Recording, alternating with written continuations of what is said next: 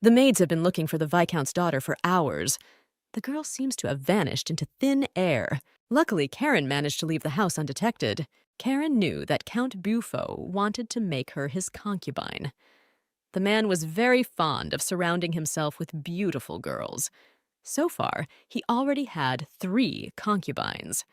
Count Bufo wanted to buy his daughter from the Viscount for money. It will take 6 months to prepare, and after that, you will be at the Count's side. Know that and prepare for that moment. Her father told the girl the other day. He was not interested in his daughter's wishes. He was ready to sell her for money. Does he really think I'm going to marry the dirty bastard of an earl? I must hurry while the servants are looking for me at home. If they realize I've left, they'll come looking for me immediately. Karen thought to herself. A girl noticed a drunk man near an alleyway. She decided to ask him for help.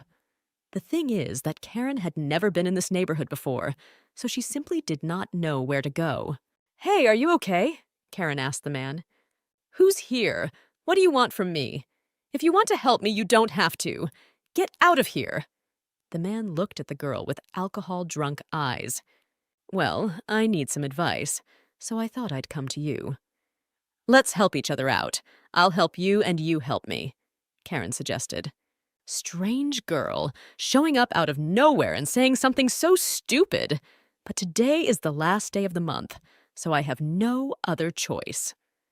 The man thought to himself and offered the girl to find him a place to sleep. "Here's your room." The innkeeper guided the newly arrived couple to a vacant room on the doorstep. "See, I've fulfilled my part of the contract. Now you have to help me. Answer me one question, please. Where in this city can I find a man for one night?" said Karen to the man. "What do you need it for?" the man asked the girl. He was extremely surprised by such a question. He never expected that a decently dressed lady would be looking for a one-night stand. "I just want revenge," the girl confessed. "Does she have an attraction to an illicit love affair? And who is she determined to take revenge on?" the man wondered to himself. "Doesn't that seem like a dangerous venture to you? And if you want revenge, wouldn't it be easier to do it some other way?" the man asked, to which the girl answered him that she had absolutely no time for that. It has to happen exactly today. "Well, since the lady is desperate, I can lend a hand," said the man and took off his coat. "So fast," surprised Karen. "Well, better with me than looking for someone in the back alleys," the man said with a smirk on his face. Karen closed her eyes and tried to relax. It was today that she could get pregnant, so she had no other choice at the moment. Surprisingly, the man was very gentle and affectionate. Karen thought to herself that this man treated her with more care than her own father. When the man woke up, he noticed that he was alone in the room. Most likely the girl had already left that night. "Is the master awake yet?" asked the blonde-haired boy who entered the room. "I apologize for leaving you alone. We completely forgot that yesterday was the last day of the month. I promise it won't happen again." The man touched his lips thoughtfully. This night had been simply enchanting. He had liked that strange stranger very much. The only disappointing thing was that she had disappeared without even giving her name. Usually on the last day of the month, the man felt discomfort while sleeping, but this night was not like that at all. Surprisingly, he was even able to fall asleep in the hotel. "Find the girl who came here with me yesterday," ordered the man. He wanted to see this stranger one more time. "Count Bufo, how glad I am that you have accepted my invitation. I thank you for coming so far to us," the Viscount exclaimed joyfully. What a fat pig he is after all. Irritated, Karen thought as she looked at the Count. The man disgusted her. "Is this lovely lady your daughter? All already the rumors have not lied about her unearthly beauty." The Count rejoiced. He had not expected the Viscount's daughter to be so beautiful. "She's much nicer than people have said about her. Your daughter is truly beautiful. I suggest we arrange our wedding as soon as possible. Do you agree with me, Viscount?" The Count touched the girl gently. He wanted to make her his as soon as possible. "Yes, of course, no problem. If it suits you, we'll organize the wedding as early as tomorrow." The Viscount rejoiced. Karen was amused to watch all of this from the sidelines. I wonder how her father would react to her pregnancy. "But what are we to do, Count? There's one small problem," said the girl. Karen gently hugged her rounded belly. It had been 6 months since the incident at the hotel, so her pregnancy was clearly visible. "What the hell?" angered the Count. He'd never thought the Viscount would slip him his pregnant daughter. "I knew absolutely nothing about it. Let's solve this problem in some way, shall we? Let's not get heated ahead of time," exclaimed the Viscount. He was very unwilling to lose the money the Count was offering him. "Oh, by the way, forget about the exclusive mineral supply. I don't want to do any more business with you." In a thunderous voice, the Count said. The Viscount grabbed his arm and began to beg for forgiveness.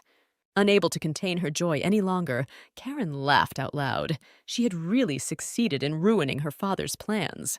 "How could you do this to me?" The Viscount shouted angrily at his daughter. His body shook and shuddered with anger.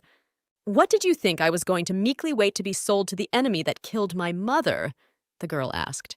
Unable to contain his anger any longer, the Viscount slapped his daughter across the face. The girl promised herself that if she ever had the opportunity to destroy her father, he would take it. "It would be too easy for you to just die. I'll sell you along with your bloody brat." The Viscount promised his daughter. He ordered her to be locked in her room and given no water or food. 2.5 years have passed. All this time, Karen had been a maid in her father's house. The Vicomte invited his daughter into his study. You're so dirty today. You think you're so dirty, so I'm going to kick your ass. And why don't you say anything? You have nothing more to say to me? That's right. Remember your place," the Viscount said gloatingly.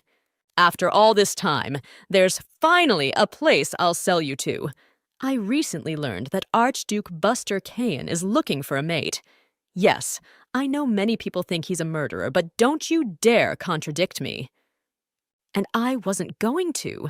I was just wondering how much you'd get for me," Karen said in a quiet voice, her head down. "He promises pretty good money. For marrying you, the Archduke will give me 7 bars of gold, 20 excellent horses, silk, and a monopoly for a year on the sale of fruit from my gardens." The Viscount boasted. He rose from his seat and approached his daughter. "If you mess it up this time, too, I'll sell you to a brothel along with your brat. So in this case, you should behave yourself if you want to live," warned the girl by her father. "You are leaving for the Archduke as early as next week, so get all your things ready." Karen decided to visit his son Nighton's. "Nitty, are you awake because you're waiting for Mommy? Can you imagine we can finally get away from here soon?" said the girl, gently hugging her baby. "Mommy, I'm so glad," the boy shouted joyfully. Karen held the child close to her. For his sake, she was willing to endure his father's humiliation and insults. For her son's sake, she would endure anything. It was only necessary to get out of this nightmare. There was no place worse than this. The coachman announced that they had arrived at the Archduke's residence. "We welcome you to the mansion of His Excellency the Archduke," the guards at the main gate said in a loud voice and bowed to the girl. The Archduke's mansion was beautiful to the eye. In its courtyard were various flowering shrubs, statues, and fountains. Nitty ran from bush to bush to get a closer look at the fragrant flowers. At the entrance to the mansion, the girl was greeted by a butler, surrounded by several footmen. "My name is Vincent. I am the manager of this mansion and butler. The master is expecting you in the parlor. Come inside," a man with a neat beard said with a bow. "Not necessary anymore. I'm here," the Archduke said in a soft voice. Karen froze in her seat in surprise. Before her stood the man with whom she had spent the night 3 years ago. "Is your name Karen Tyrion?" asked the Archduke to the girl. "Yes," Karen replied briefly. She really hoped the man didn't recognize her. By the way, that night it seemed to her that he was having trouble seeing. It seemed as if his pupils were obscured by a veil. Now he was looking at her with perfectly clear eyes. "My name is Buster K.N. I'll be your husband, but only formally. You may already know that if you wish for love between us as spouses, I will not be able to give it to you. Keep that in mind. Also, I don't plan on having a marriage ceremony. I suggest we just sign the papers. I will live in this mansion, and you will live on the other side, in a separate house. All you'll have to do is not want things that are beyond your reach. Live quietly, so I won't pay any attention to you. I don't want you to disturb me." Karen was willing to agree to any terms as long as she never returned to her father's house again. The Archduke scrutinized the girl. He thought that the Viscount's daughter would behave like a hunted animal, but it was not so. This girl behaved very dignified. There wasn't a drop of emotion on her face. It was hard to understand what was on her mind, what she was thinking. "I will assign you separate maids and butler. If you wish to leave the mansion, let my butler, the guards, or the knights know. I understand and will follow all the rules of His Excellency the Archduke. But I ask you to heed only one request of mine. I wish to care for my child myself. Let me be alone with him." Karen asked her future husband. "If you so desire it, that's fine with me," replied Buster to the girl. "I promise you I'll live in your house like a mouse. And since you don't want anything more from me, let me go," Karen said with a bow.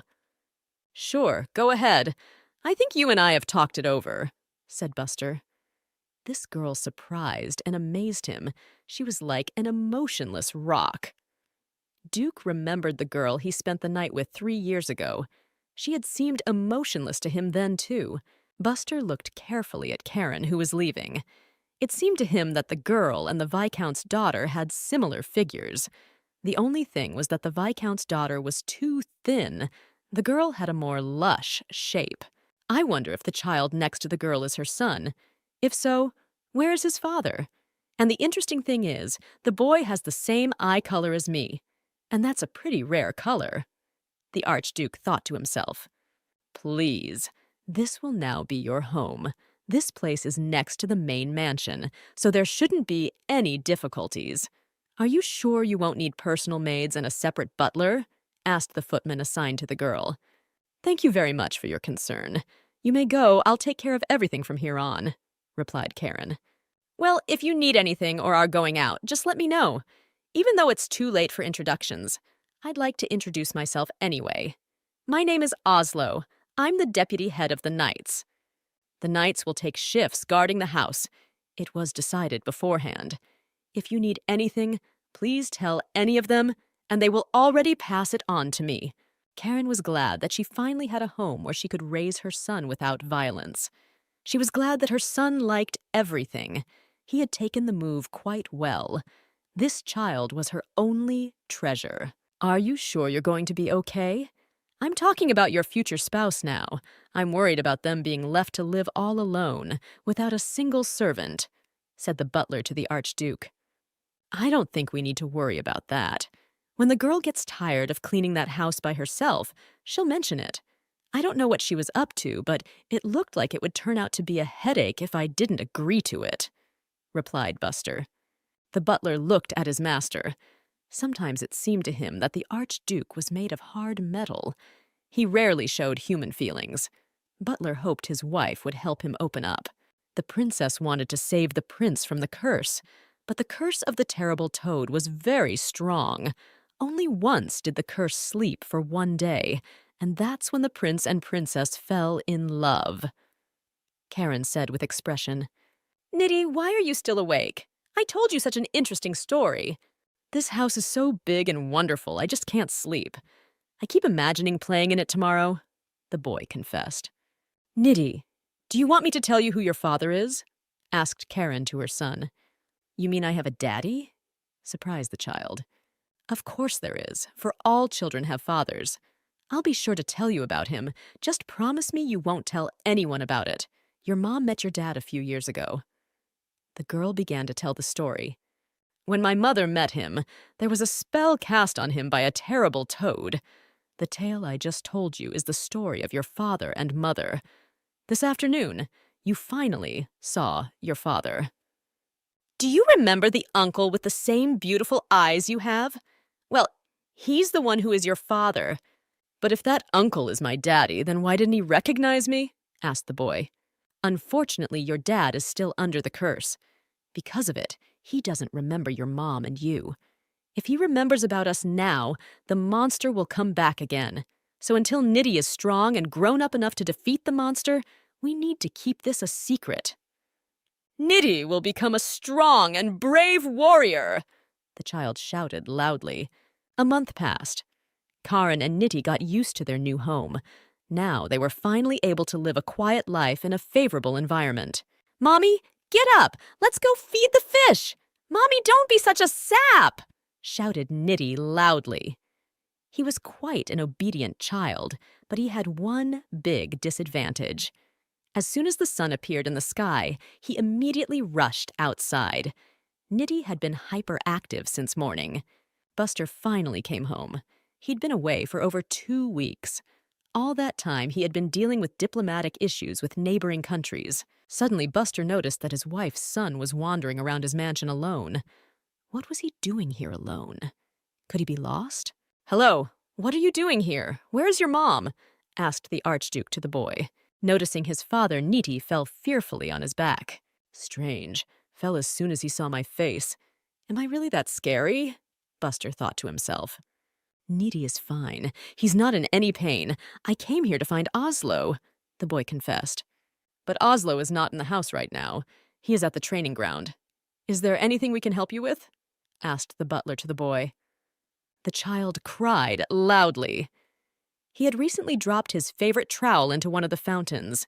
He really hoped Oslo would get it. He doubted that these men would be able to help him. The Archduke looked at the crying child in confusion. He had never been in such a situation before, so he didn't know what to do. The Archduke walked over to the boy and lifted him up by the scruff of his neck. Buster didn't even know how to hold the child properly. Don't cry. We will definitely help you, Buster promised the child. The boy looked fearfully at the Archduke. It was the first time he had ever spoken so intimately with his father. Carrying the child in his arms, the Archduke noted that he was quite light. How could children of his age weigh so little? Nightens, how many times a day do you eat? Asked the Archduke to the boy. The child lowered his head low. He remembered his grandfather. The Viscount had often called him and his mother blood-sucking insects. He said it was a pity to give them food even once a day. I usually eat once a day, the boy admitted. Living at his grandfather's house, he was used to such a diet. What do you mean once a day? Buster wondered. No, I can eat even less often! Screamed the child fearfully. Niddy was afraid that he was about to be punished for eating too much. What the hell is going on here? Now bring me the servants of the mansion where my consort lives. I want to know about their diet in great detail, ordered the Archduke to the butler. Your Excellency, but there are no servants or butler in that house. You yourself authorized it, the butler replied. Buster was surprised that the aristocrat does all the housework herself and raises her own son. But then why didn't she feed him?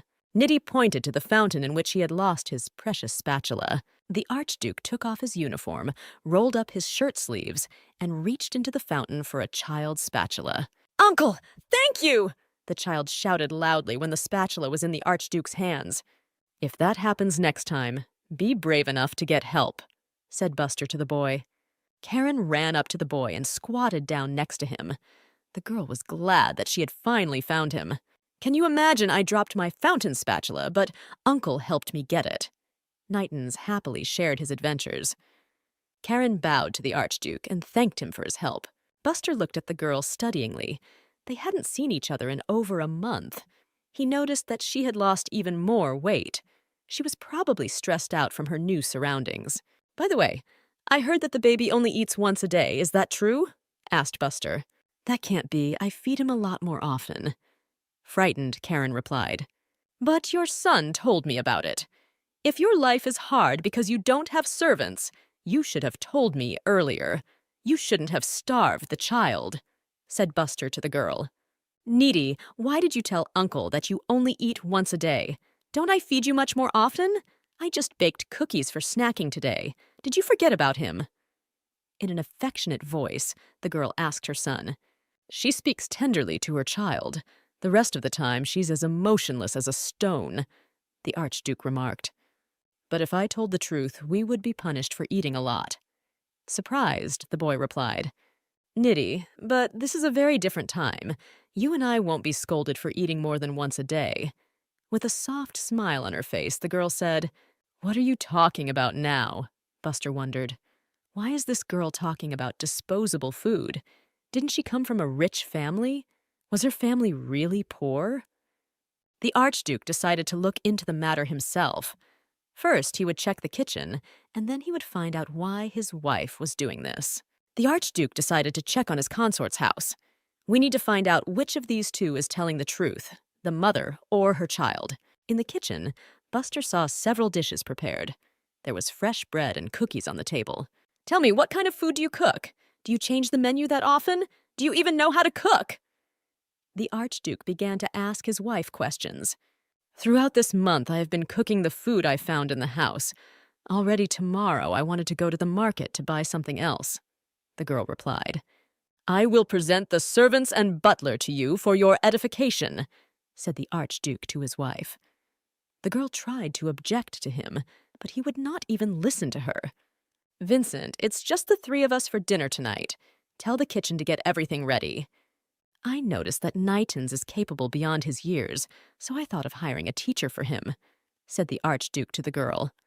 Before dinner, he offered his consort some tea. "Isn't it too soon?" The girl tried to object. "Etiquette and speech are best taught to children from a young age, and from now on, it would be better if the three of us ate together. I have sorted out my affairs, so now I shall have more free time," replied the Archduke. "Didn't you ask me to live quietly to keep out of your sight?" "Why the sudden change of heart?" Karen asked. She was surprised by the sudden change in the Archduke. "I think I should get along with your kid," Buster admitted to the girl. Karen didn't like that idea. She didn't want to see and talk to anyone several times a day, every day. She wanted to live a quiet life away from everyone. She didn't want to play to the public, to pretend she was doing well, to answer stupid questions. "Why don't you just have lunch with Nitons? Why do you need me at the dinner table? I mean, we're just having an arranged marriage on paper, and I don't think we need to act like a happy family." "Please don't worry about our daily lives. And to be blunt, I don't intend to show my face to you anymore. You can spend time with my child whenever you live. I will teach him not to cause you undue worry." "Are you saying you don't want contact with me?" The girl's words to the girl made the Archduke extremely angry. "To be honest, yes. And even now I don't want to sit at the same table with you, so I want to retire to my room," Karen admitted. "Do as you wish," the Archduke exclaimed, jumping up irritably from his seat. "How dare that girl say that to my face? That's a lot of nerve." Buster thought to himself as he headed for the dining room. "Wow, this is delicious. I've never eaten anything like this. This is the best food in the world." Nitons marveled. "Now I understand the level of your mother's cooking, but no wonder, she's an aristocrat. No one taught her how to cook," Buster said thoughtfully. "And I like the way my mom cooks.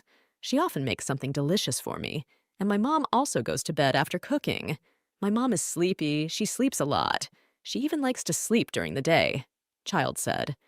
"If she sleeps during the day and doesn't get enough sleep all the time, she probably has some kind of mental illness," Buster decided. "I knew a similar man. He was a former prisoner of war general. This once brave man eventually committed suicide in a POW camp. I still can't forget his eyes full of hopelessness," said the Archduke to his butler. "Perhaps you should treat my lady more affectionately," suggested the butler.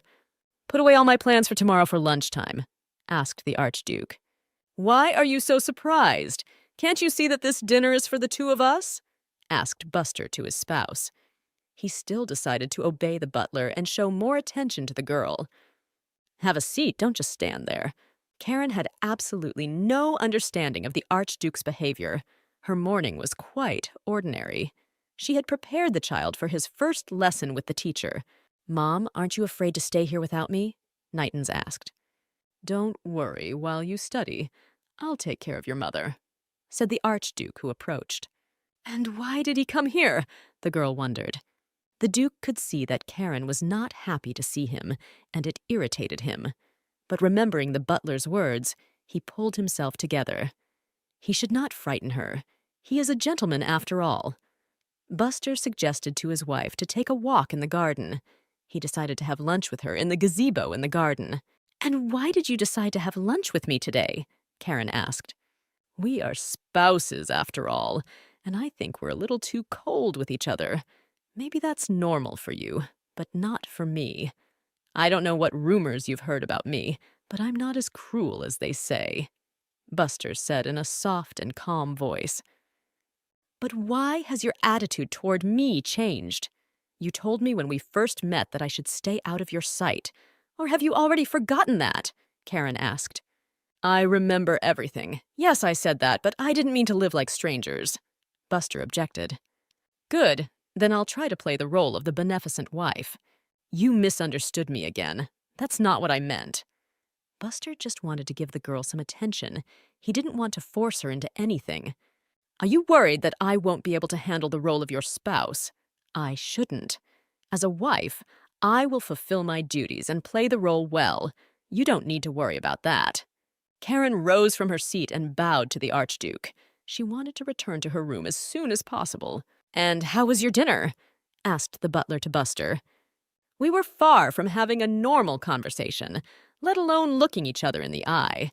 It was like I was talking to a soulless doll, not a person, Buster said indignantly.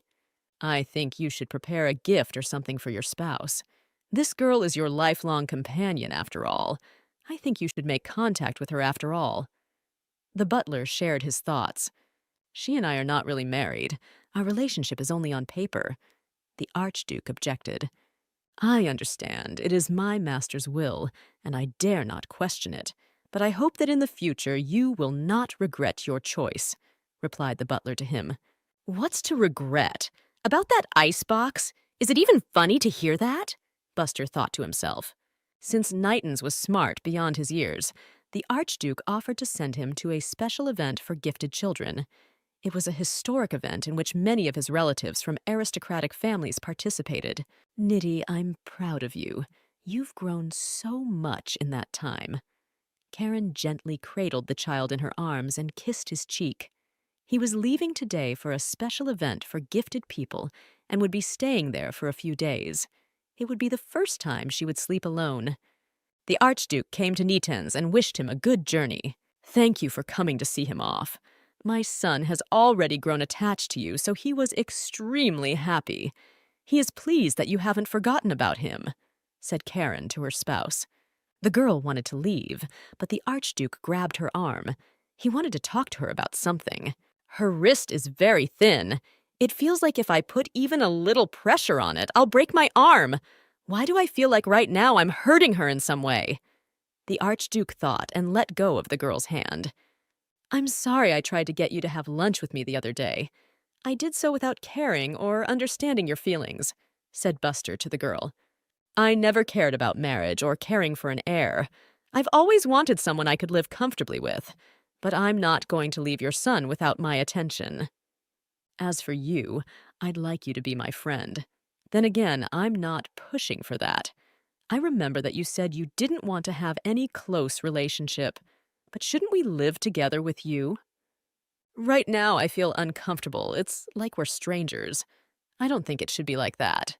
Karen thought for a moment. She didn't know what it was like to be friends, because she had never had any friends or girlfriends. Do you think you and I will be able to develop a strong friendship?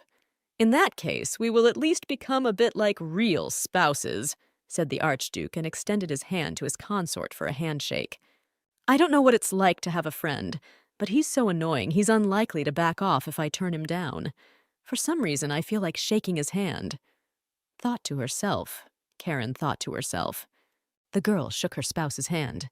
The sun had risen outside the window and was beginning to warm the girl's back. She curled up sweetly on her bed. Good morning. Karen heard the Archduke's voice. The girl opened her eyes fearfully. What on earth was he doing in her room? Like Knighton said, you sleep a lot, said Buster and waved cheerfully at his spouse. What are you doing here? Karen asked, surprised, and jumped up on her bed. It's noon. While I was waiting for you to wake up, my stomach is already stuck to my back. I wanted to have lunch with my friend today. Oh, and Knighton's will be back soon, so you need to get ready for his arrival. If you want, I can get the maids here to help you. Karen hurriedly got up from her bed. She didn't need the help of maids. She was used to taking care of herself. Karen left for the bathroom, slamming the door loudly behind her. If you think about it, she's a bit strange. Usually, aristocratic children are surrounded by care from an early age, so they don't need to get used to being on their own. Increasingly, the Archduke began to wonder about his wife's behavior. This same girl looks after herself and takes care of this house all by herself. I have heard that she is her father's precious child. So why is she behaving like this? What happened in that house? Karen came out of the bathroom. All she had on her body was a bath towel. The girl asked the Archduke to turn away. She needed to change. How are you not ashamed to go out like that when there's someone else in the room? Buster asked, surprised, but he obediently turned away. I forgot you were here. In a calm, unemotional voice, the girl replied. What do you mean you forgot? Buster wondered. The Archduke glanced at the girl. He froze in surprise. There were deep scars on the girl's back. It all looked extremely horrifying. Looking at the scars, Buster realized that all these wounds had been received at the same time. Buster understood why a girl from an aristocratic family cleaned her own house and took care of her child. He understood why Knighton said they only ate once a day. All of these puzzles added up to one horrifying picture. The girl is used to counting only on herself. Now she refuses the help of others. That is why she does not want to have maids in the house, does not accept the help of the Archduke. She is used to solving all her problems by herself. Sometimes the girl acted as if all hope was lost to her. The Archduke noticed that the girl was wearing yesterday's clothes. It was probably because she didn't have many dresses. Your Highness, what time does Niddy arrive? Karen asked. Buster, call me by my first name. Friends should call each other by their first names. No need for these titles, said the Archduke to the girl. But I still don't see why we should be friends, Karen admitted. We need this in order to become better as a married couple. We need to fulfill our roles as husband and wife with dignity. Buster explained to the girl. What are you talking about now? Are you implying that I, as a wife, am missing something? Karen asked excitedly. This whole conversation was beginning to stress her out. She was afraid that she might end up boring the Archduke and he would bring her back home to her father. I'm asking you to tell me what I'm missing. Tell me what I should improve or change, the girl asked. To be honest, I've never been in a serious relationship, so I don't know how people behave under these circumstances, Buster admitted. The girl gently touched her husband's forehead. He looked up in surprise. Your face is so red, I thought you had a fever. Karen explained her behavior. Does she really think I'm talking nonsense because I'm sick? The Archduke thought in surprise. Karen, it doesn't work like that. You need to learn how to socialize with people. I suggest you move to my mansion. There are more people here that you can come in contact with. If it makes you uncomfortable, I'll reduce the number of servants. You shouldn't be surprised by my words. I should have done it even earlier. I have long noticed that you have a hard time socializing with others. You are now a Grand Duchess. You need to get used to your new status. But I can't. Frightened, the girl flew by. I beg you, tell me what faults I need to correct. I will try to fulfill any wishes you may have. Just please don't make me live in your house. The Archduke recoiled fearfully from the girl. Who could have broken her psyche so badly? The daughter of an aristocratic family could not behave like that. The Archduke grabbed the girl's arm irritably. It was probably the Viscount who had put her in such a state. Karen, you are the Grand Duchess, do you understand? No one will dare raise their head to you because you are the only Grand Duchess of this duchy and also my wife. I will not forgive anyone who hurts you. Remember, no one will ever hurt you, even if it's your father. So please, from now on, don't be afraid to be yourself. Don't be afraid to live a life of luxury and ostentation, even if it brings harm to someone. Thank you for those words, Karen said with a smile. It was the first time the Archduke saw a smile on his consort's face. You do realize it would be better if you and your son had a room in this mansion. I suggest you move in with me as early as today. Buster didn't want to leave the girl alone like this. Buster took his spouse by the hand and led her into the dining room. Suddenly, Nightens jumped out from around the corner and threw himself into his mother's arms. The Archduke was annoyed that the boy was interfering with his communication with his wife. He took the boy by the scruff of the neck and took him from his mother's arms. Don't hug your mother like that anymore. Your mother is very fragile. If you squeeze your mother hard, she might get hurt. Look how fragile your mother's hands are, said the Archduke to the boy. Why would you say something like that? There's nothing wrong with me. I'm not sick. Karen objected to her husband. Before you say words like that, you need to put on some weight, said Buster to the girl. Karen watched Buster and Nightens interact. Finally, the two looked like son and father. The boy told the Archduke that he had enjoyed the event for gifted children. He was able to make many new friends there. It was Karen's first time dining at the Archduke's mansion. In the dining room, everything looked pompous and grand. Several maids and footmen stood around the dining table. Karen froze excitedly at the threshold of the dining room. She didn't want to dine in the presence of all these people. The girl felt extremely uncomfortable. Buster noticed all this, so he asked the servants to leave the dining room. Karen realized that the Archduke had escorted the servants out to make her feel more comfortable. The girl thanked her husband for his understanding. And do you think you could be a Grand Duchess at various events? Asked the Archduke in surprise. I'll try, mumbled the girl. She very rarely attended balls and social gatherings, so she wasn't sure she could handle the role. And you shouldn't try. If you don't want to do something, you can just not do it. So don't worry about anything. I'll take care of everything myself.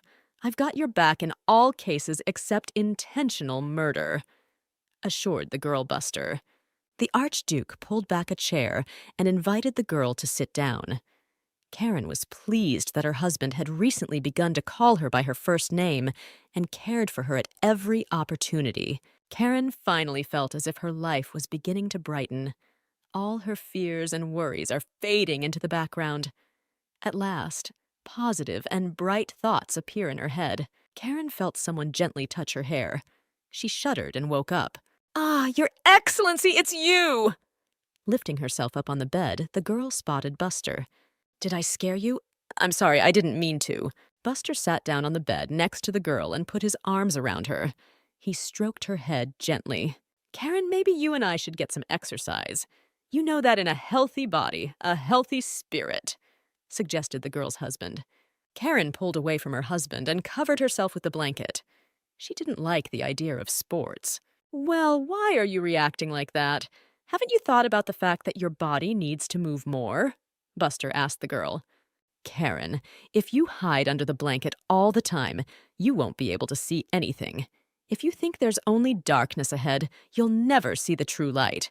Remember that sooner or later, day always turns to night. Also, I want to show you the night is not so terrible. Come with Nightens to the evening festival, Buster suggested. You mean there's some kind of festival coming up? Karen exclaimed in surprise. I'm glad you showed me your face, after all, Buster said, staring intently into his wife's eyes. I probably won't be able to make it to this festival. You know crowded places aren't for me. Karen hurriedly turned away from her spouse. She felt uncomfortable with him being so close. Lately, the girl had been thinking back to that night at the inn more and more often. But it's going to be an unusual festival. There will be a masquerade. The people of the southern counties are very fond of various festivals. I think you and Nightens will enjoy it very much. In the voice of the serpent of temptation, the Archduke said. Karen remembered that she had heard a lot about the festivals here. She had often been told that the southern province was rich in amazing resources and equally amazing people. The life of the local people was like a fairy tale. Since everyone will be wearing masks at the festival, you'll be able to hide your face from strangers. Even if your acquaintances are at the event, they're unlikely to recognize you, Buster told the girl. Buster looked at his wife carefully. For the last time, she had been combining absolutely incompatible feelings and emotions. She was light and sincere, but at the same time sharp and silent, like the woman that night. Why have I started thinking about that night more and more often? And why do I keep comparing my spouse to her? It's strange to stand in front of my wife and at the same moment think of another. Buster thought to himself. Look, I think you should attend this event. You need to expand your social circle. There will be a lot of people at this meeting, and they will all be wearing a mask. I think that way it will be easier for you to socialize with them, said Buster to the girl. Before, I rarely talked to anyone but my father. It's hard for me to start a conversation. I'm intimidated by people I don't know. It's all extremely unfamiliar to me, Karen admitted. I'm not saying you have to perfect your communication skill in one day. Start small. Don't be afraid to talk to people. Read some books on the subject. I'm sure you'll do well. And if I do want to come to this event, where do I have to go? The girl asked Buster. Buster froze in bewilderment. It was a tone he had heard before. It was the tone of voice the girl had spoken to him that night. When she asked him where she could find a man for one night, she had the same tone. Why are these girls so much alike? Is that possible? Buster thought in amazement. Remind me how old Knightons is now, asked the Archduke to the girl. The girl told him that the boy had turned 2 a couple months ago. If the boy is now more than 2 years old, and the child has been in the mother's womb for 9 months, that means she became pregnant 3 years ago. Quickly, the Archduke did the math in his head. I remember you telling me that the baby's father is dead. Shouldn't I secretly enter Knighton's family record? I heard you were in an immoral situation. If I put him in the family record, he will be considered my direct heir. I don't think you're obligated to sign my son in. It's okay not to. Karen didn't want her son to live a life tied to a title. She wished him a life of freedom. The girl didn't want him to live his life in the pursuit of power. You see, you might meet a girl you really like. You'll have children who will be your heirs, and I don't want my son to compete with anyone else later. Karen explained her position to the Archduke. I don't mind you going out with different girls. Just promise me one thing. If you meet one you love, or if you just get bored with me, then send me far away to a small house so I can live there in peace. The irritated Archduke hurried to his office. How could this woman think that he would go behind her back to meet someone else? Who does she think he is? Why did this married woman have such thoughts? What the hell is she thinking? The Archduke also often thought about Karen's son. Not only he noticed, but also the people around him, that the child looked very much like him. Not only did they have the same, rather rare eye color, but the child also had similar facial features. The Archduke asked the butler to find a detective who had been living in Karen's homeland for more than 3 years. He wondered what this girl had really been up to 3 years ago. Where had she met the child's father? And was he really dead? Looking out the window, Buster noticed a child playing alone. The Archduke decided to join him. Uncle, how glad I am that you have come to see me, joyfully exclaimed the boy, and threw himself into the Archduke's arms. I'm building a cabin right now. Would you like us to build it together? Buster decided to join the boy. Playing in the sandbox, he felt like a little kid. He hadn't had that feeling in a long time. Knightons, do you miss your father? Buster asked the child. He knew that children don't lie, and if they did start to lie, it was immediately evident on their face. No, I only like my mom, the child shouted and waved his hands fearfully. He remembered the terrible tale his mother had told him. If the Archduke found out that he was his father, he would immediately be carried away by a monster. Uncle, do you like my mom too? Unexpectedly, the boy asked. Of course, I really like your mother, Buster admitted. What do you think about going to the festival with me tonight? Buster asked the boy. He knew that if Knightons wanted to attend the festival, Karen wouldn't be able to refuse him. Is Mom coming with us? She doesn't like to go where there are a lot of people. The child really wanted to visit an unknown and previously unexplored festival, but he was afraid that his mother would refuse to go with him. Knightons, please answer me one question. Did your grandfather ever hit your mom? Buster knew that if he asked Karen similar questions, she would be unlikely to admit it to him. Every day. And Mom cried then. Sometimes Mom even bled. She was in pain, so she cried. She said it was okay, that soon we would go to Dreamland, said the boy and cried loudly. Buster held the baby gently against him. He could not believe that the Viscount had done such a thing to his own family. My mom and I lived in a dark place under the stairs. It was dark and scary there all the time. Without stopping crying, Knightons told, Niddy, calm down, don't cry. I promise you that this will never happen to you again. I will take care of your grandfather. I'll make sure you never see him again. I will send him to a very faraway place. Know that as of recently, you and I are family, and I won't let anyone hurt you. Karen, do you even know what time it is? I told you to be ready by 10, and it's 11:30, and you're still in bed. Buster yelled, pulling the blanket off the girl. It's your own fault, Buster exclaimed and picked the girl up in his arms. Since you overslept, you'll have breakfast in your nightgown.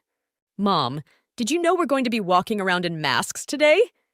Knightons shouted happily when he saw his mother. There are a wide variety of masquerade masks in the mansion storeroom, so you can choose one that you like. They have accumulated since I attend this event every year, said Buster to the girl.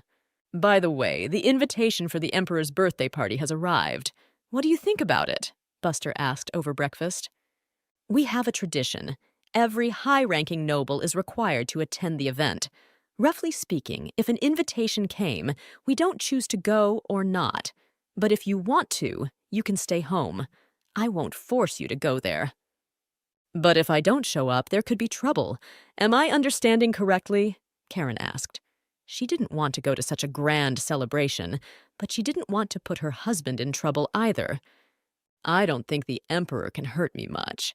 But if you do agree to go, I will do everything I can to help you. Also, I will do my best to make sure that your father doesn't even dare to approach you. I'll make sure you're the most beautiful woman at this ball, Buster promised his wife.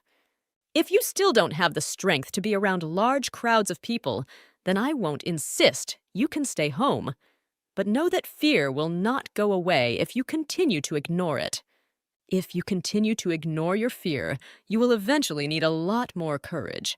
So the choice is yours. Karen promised to think about Buster's words and give her answer closer to the evening. Knightons chose to wear a white rabbit mask. It matched his blonde hair. The Archduke opted for a gray wolf mask.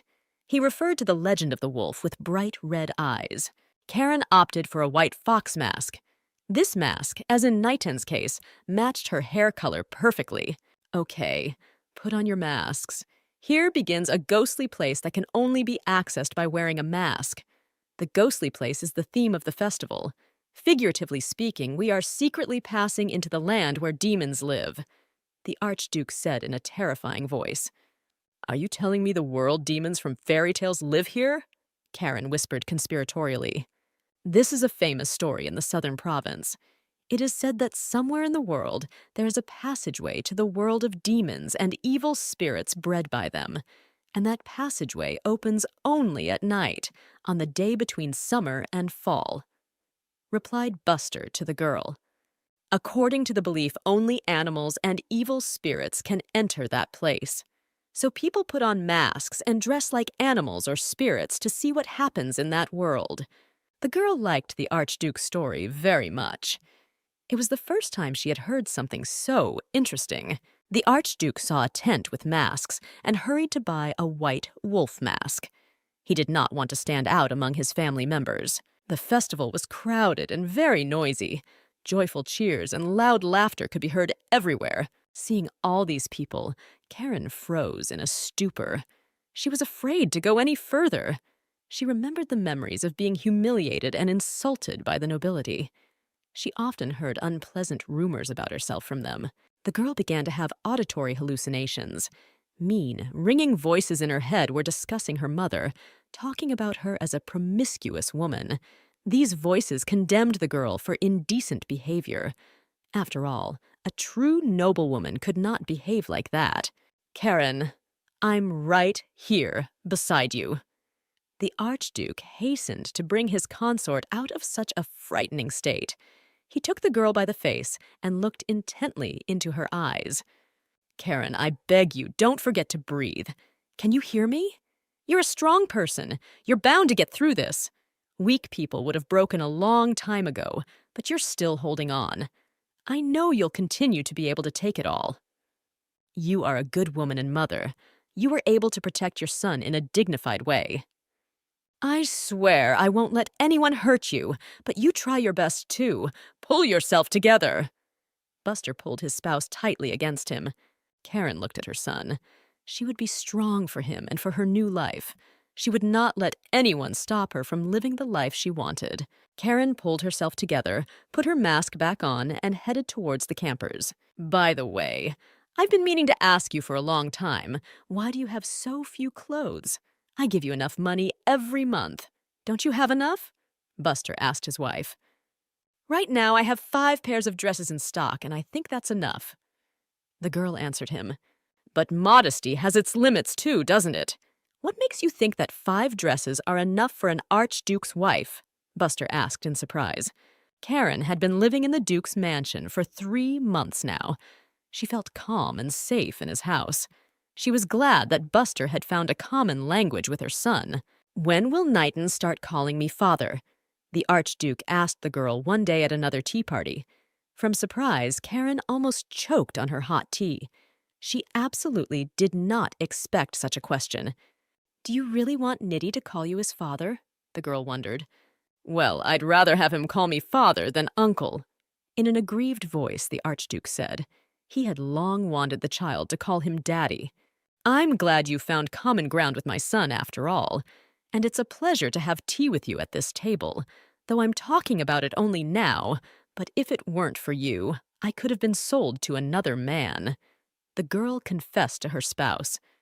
What are you talking about now? What do you mean sell? This isn't a slave system. You can't sell a free man. Buster exclaimed in surprise. I don't know, but Count Bufo was willing to pay money for me to be his next concubine, narrated the girl. Are you talking now about that idiot who looks like a voracious frog?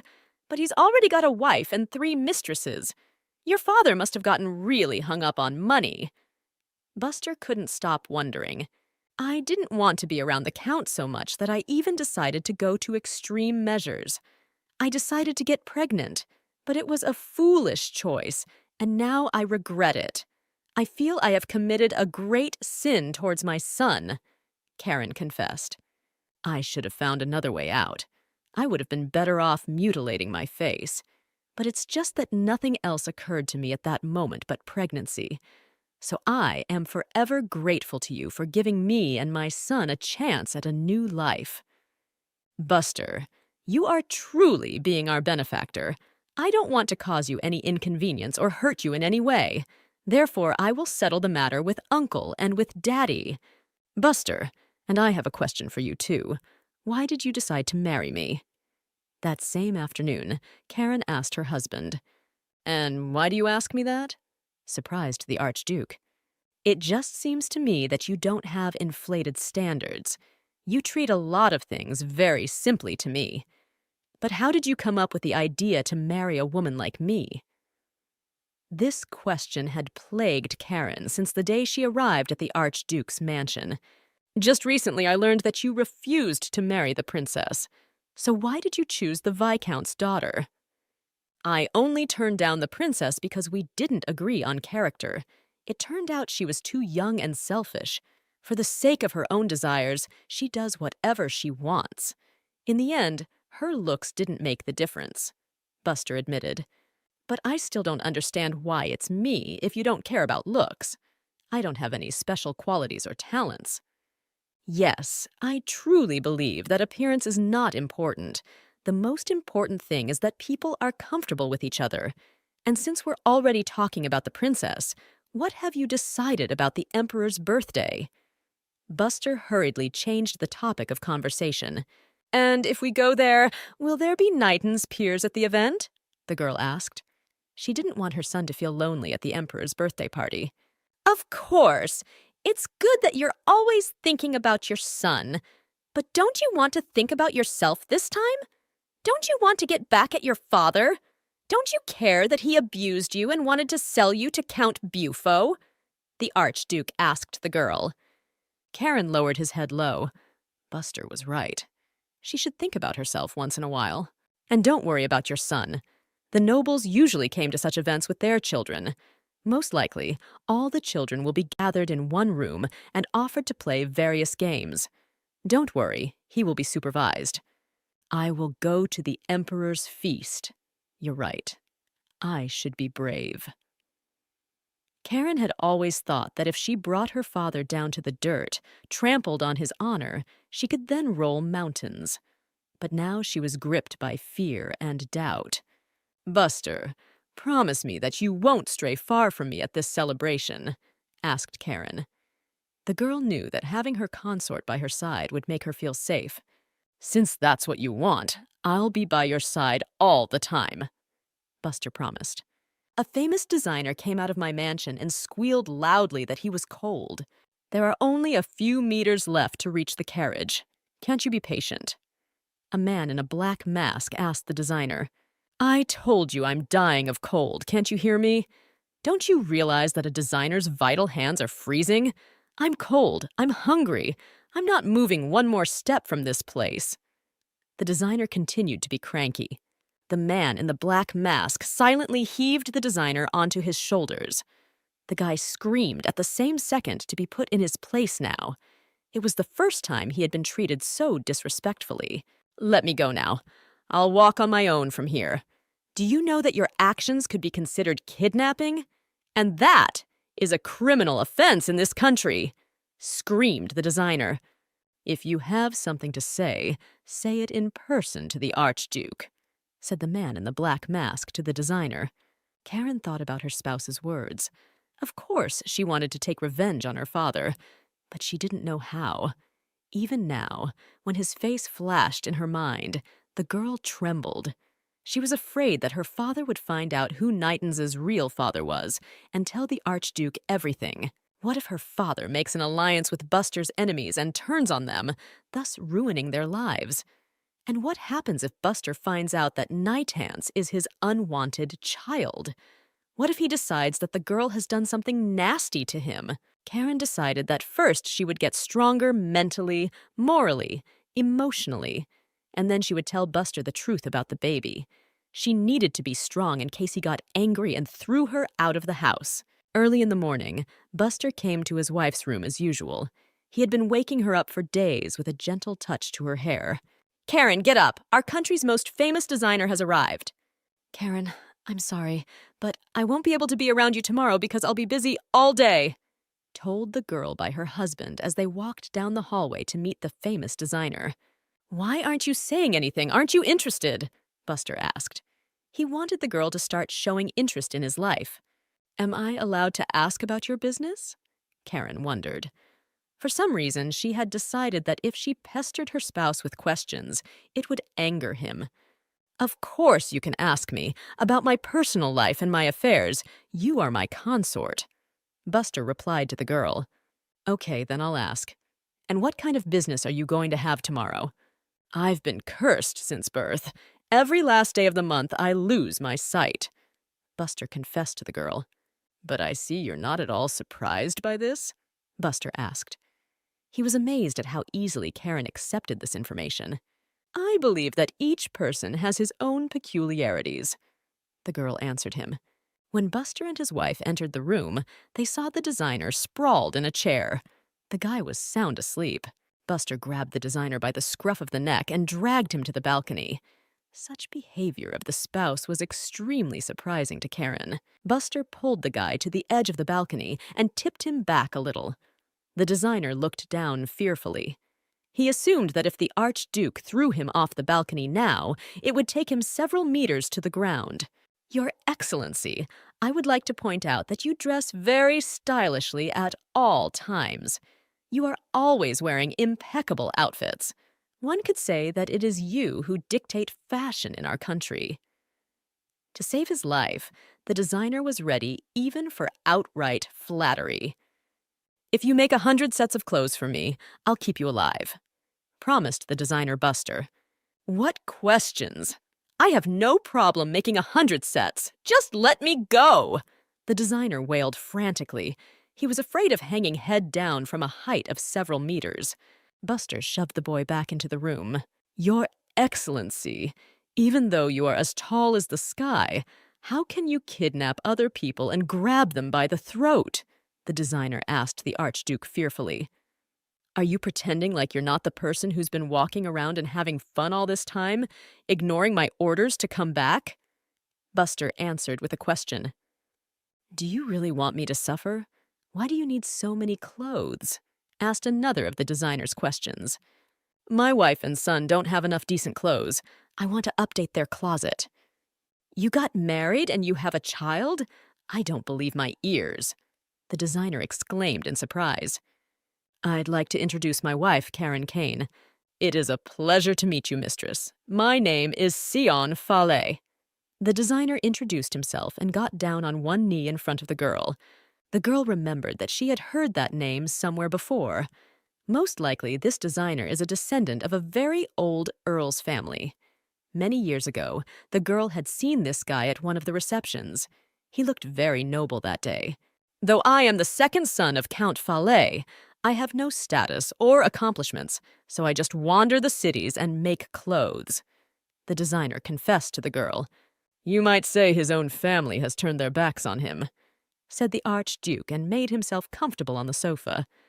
People are often surprised to find out what I do.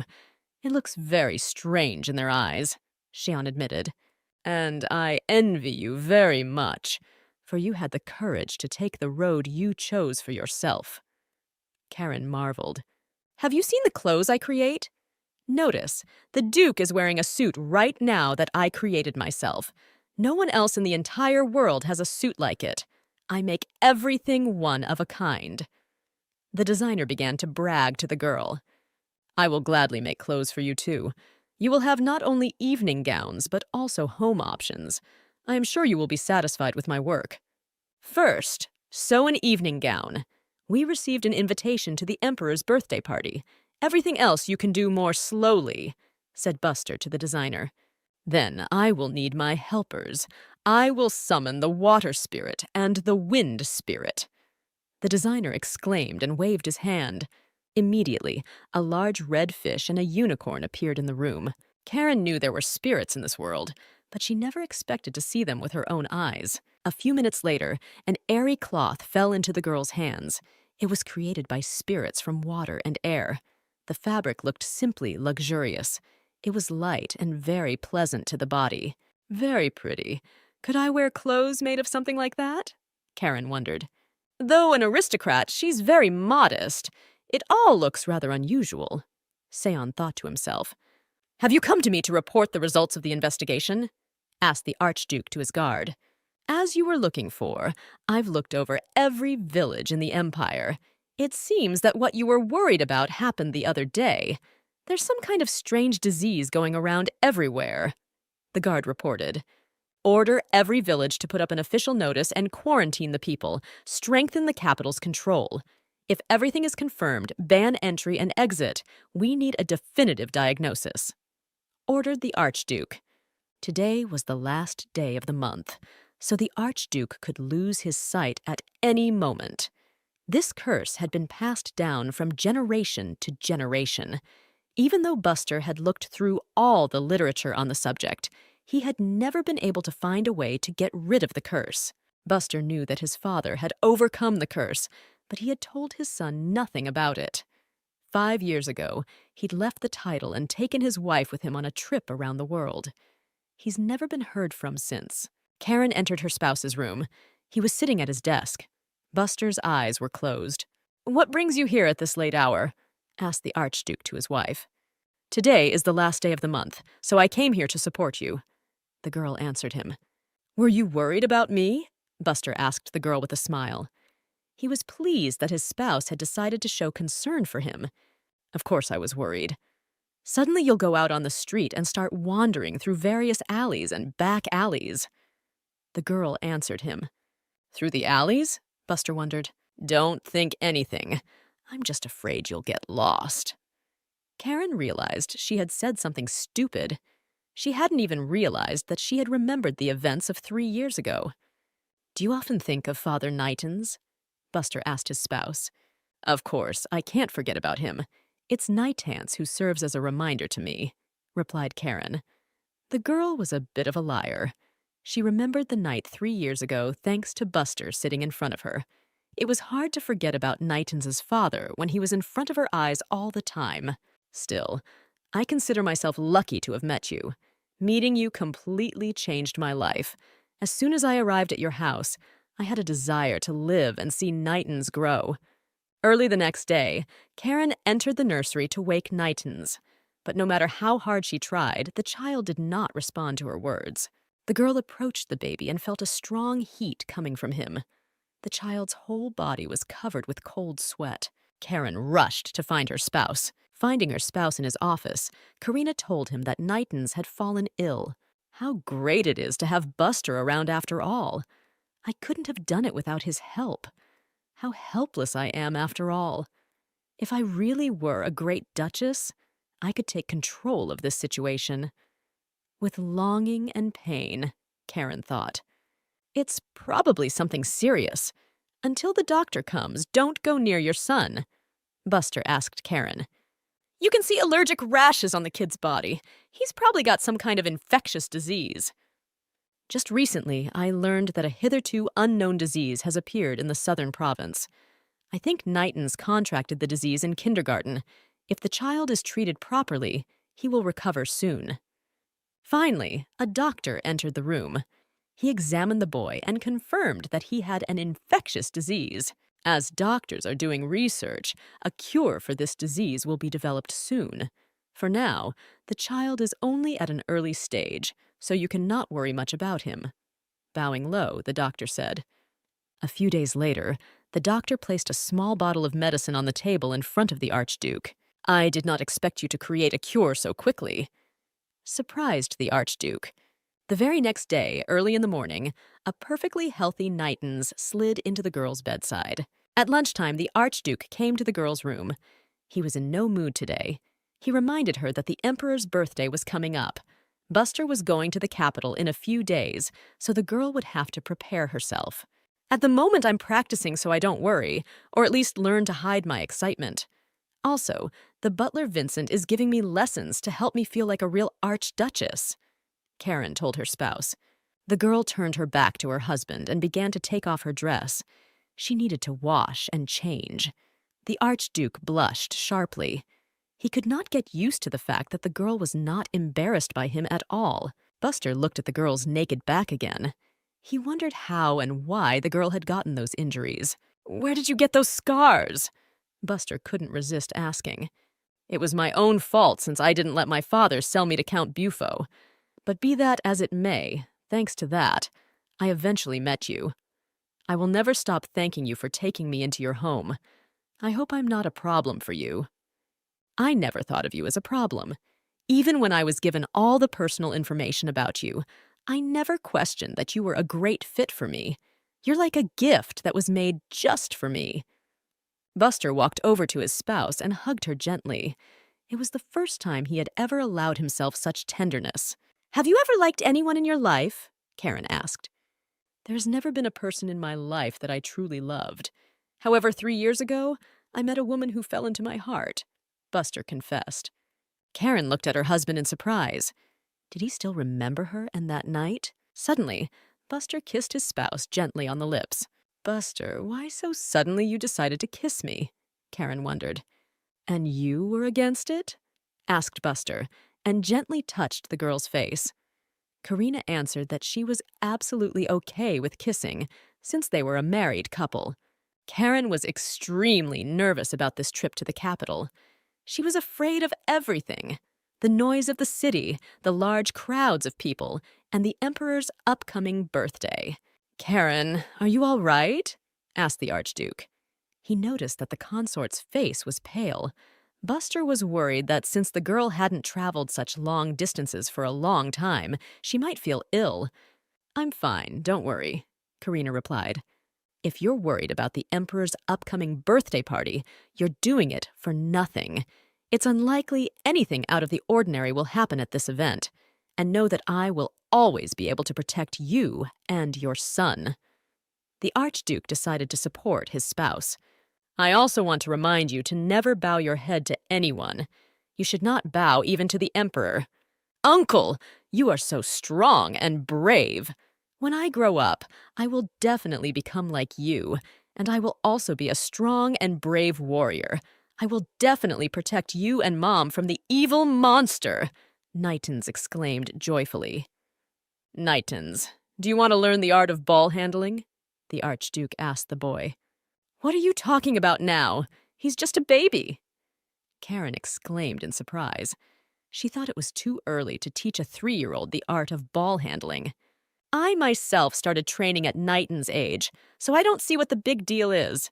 It's not like he'll be given a real sword. He'll be practicing on a wooden ball. When we get home, I'll be sure to find a suitable teacher for him." As they had been traveling for several hours, the child was tired and fell sound asleep on his mother's lap. The Archduke carefully took the boy in his arms and moved him to the spot where he had just sat himself.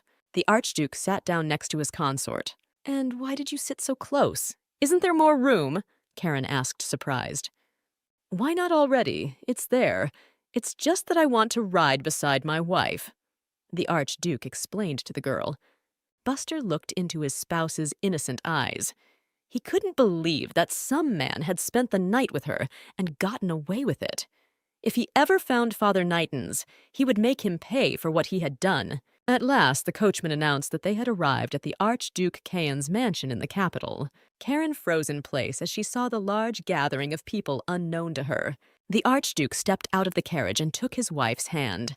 At the same moment, Karen felt more confident. She was in the safe hands of her husband. "Nice to meet you, mistress. My name is Tan. I am the butler of Archduke Kane's capital mansion." The red-haired woman introduced herself. Karen was surprised that the butler at her spouse's mansion in the capital is a woman. Buster tucked the sleeping Nightens into the nursery and asked his wife for some rest before the evening ahead. "Don't you want to rest? You and I have come such a long way. Aren't you tired?" Karen asked her consort. The Archduke smiled sweetly and told her that as soon as he was done with his business, he would rest. Butler Tan was surprised at the change that had taken place in the Archduke. The man had always had a hard and fiery temper. To see him smiling was simply impossible. "Shall we go out?" Buster turned to the butler. The smile immediately disappeared from his face. "The countdown from the shadows has come. The news has come that they have finally found her," reported the butler.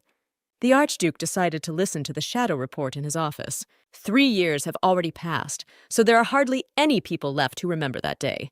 There were 3 maids serving in the Viscount's house at that time. 2 of them are dead.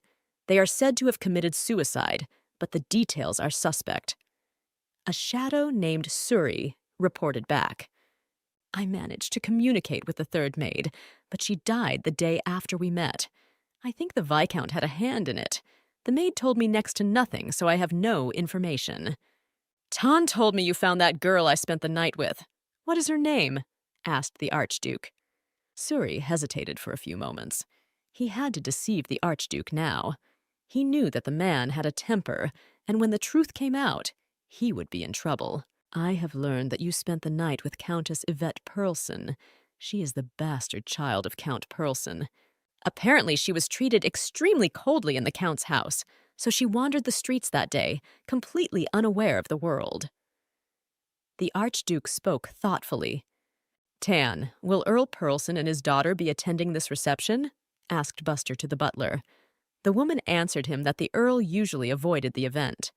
If you would like to see the Count or his daughter, I can make an appointment for them, Tan offered. The rumors about the Count were not good in the capital. Buster wanted to meet his daughter to see if she needed help. And did you find out what I asked you to do? Did you gather information on the Viscount? Asked Buster to his faithful assistant Peter. Everything is as it should be. The Viscount seems to have many weaknesses. It won't be hard for us to bury him, replied Peter to him. Buster asked him to be always alert and ready to act at any time.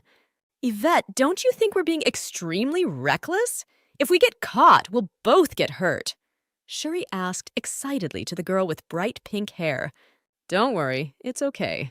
I've got it under control. By the time the deception is revealed, he'll already be madly in love with me. The girl reassured him. But after all, I know the man. The Archduke is a frightening and ruthless man. I'm afraid that if he gets angry, he might hurt you, said an agitated Suri. He had worked for the Archduke for several years now and had seen him in different moods. Don't worry about nothing. If you and I keep quiet, no one will know about anything. By the way, it's too late to regret what you've done. You and I are in the same boat now. If we die together. And if we survive, it'll be together too. Yvette stroked Suri's face affectionately. I will by all means obtain the title of Grand Duchess. I will make him kneel before me and expose the filth of this family, exclaimed the girl. But the Archduke is already married, reminded Suri. That girl is also illegitimate, isn't she? Besides, she has a child from another man. Compared to her, I'm much better. Now tell me everything you've learned about this girl. What her personality, preferences, and even her habits are, the girl asked. A shadow named Suri was very fond of Yvette. He would do anything for this girl, even a crime.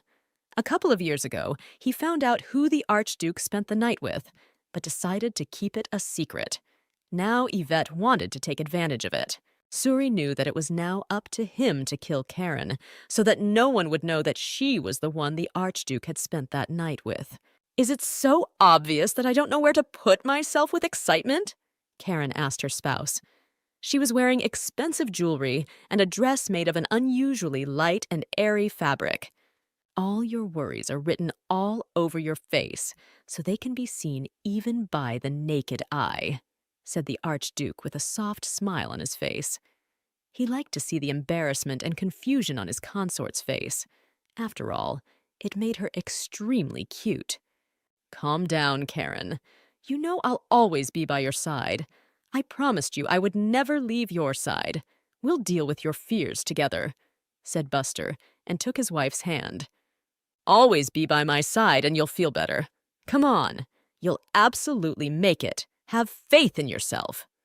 The Archduke pulled his consort toward the main entrance to the banquet hall.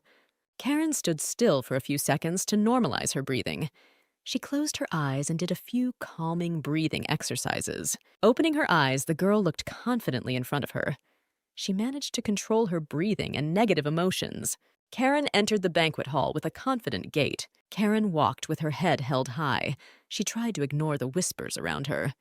She used to be afraid of the overbearing Viscount Tyrant, fearing cruelty from him. But no one could hurt her now. She had Buster. Buster motioned for his spouse to take him under her elbow. Do I look good? Karen asked her spouse. Try to pay attention to just me for today at least. I don't want you to worry about nothing. Concentrate all your attention on me and you'll feel better, asked Buster. Thank you, Karen said with a smile. In the crowd of people present, Buster spotted Viscount Tyrant.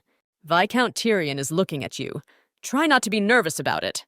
Buster asked in a whisper to his consort. I'll be all right now. I will make sure that Nightons will always be safe. I'm not afraid of anything now, Karen assured herself. Buster's attention was caught by a brightly colored girl in a purple dress. No way, that girl is Yvette Pearlson. Buster's mind raced. Karen, do you remember I once told you about a girl I met 3 years ago? Buster asked his spouse. Karen opened her eyes fearfully. She couldn't understand why Buster had brought it up so suddenly. I found out who she was. And it seems to me that this girl came here today. I noticed her among the people here. You must be unpleasant to hear that. Forgive me for it. That girl is the Pearlson family's illegitimate daughter, Yvette. Why did he decide that?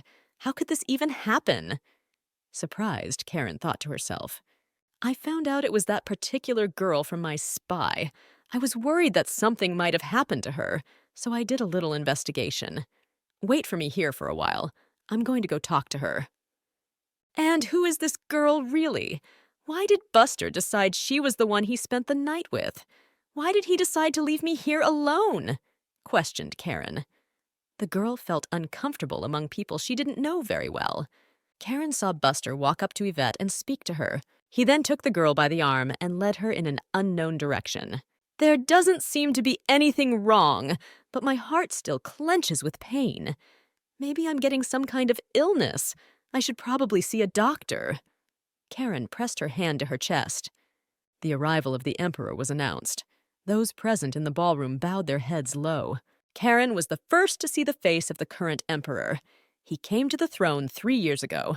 Please raise your heads, asked the Emperor to his subjects. This man is very handsome.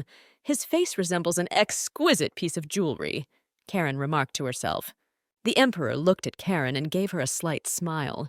Thank you for coming to tonight's banquet. I hope you have a good time, exclaimed the Emperor.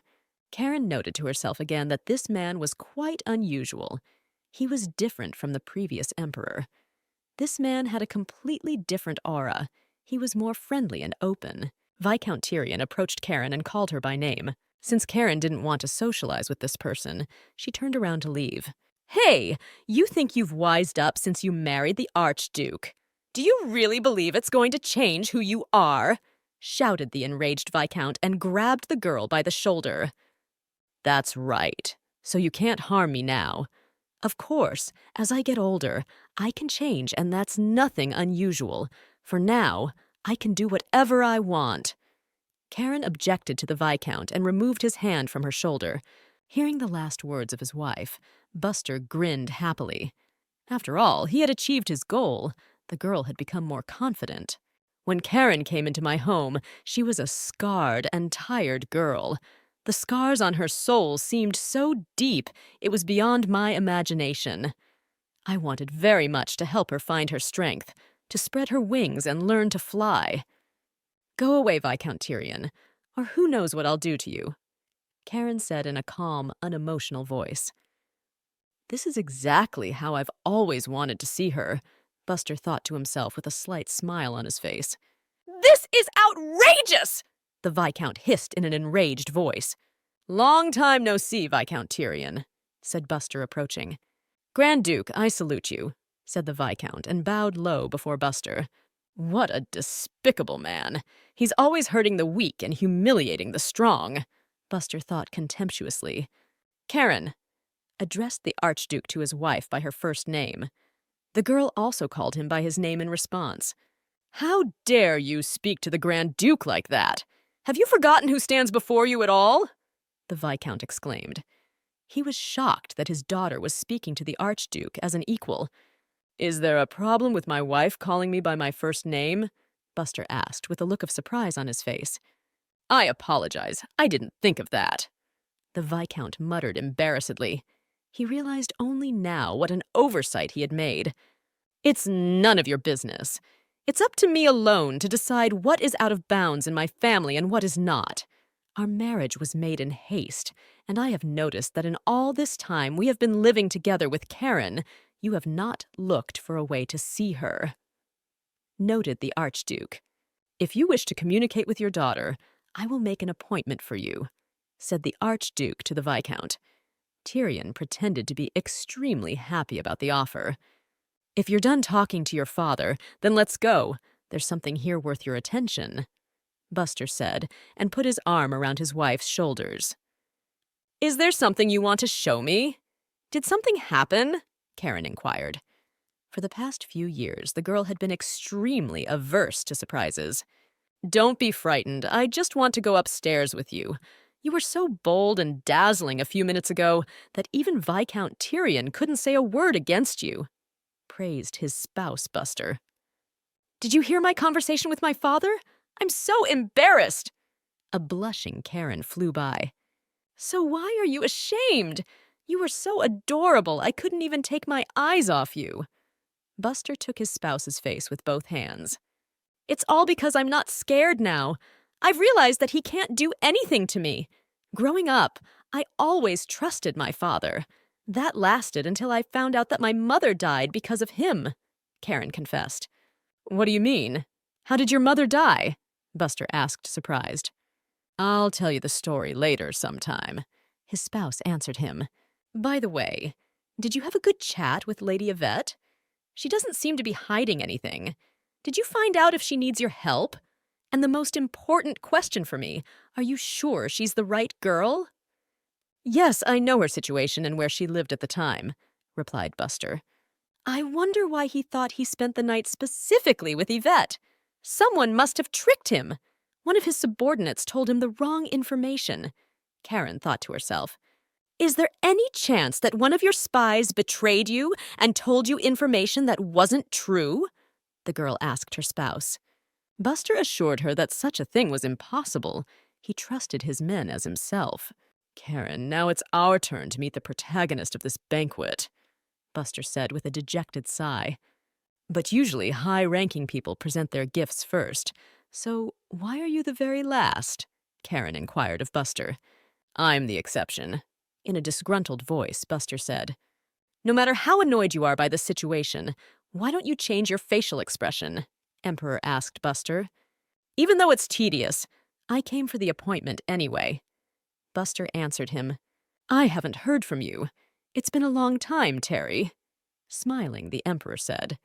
The Archduke asked the man, asking him not to call him by the name of commoners. One must show respect to one's close friends.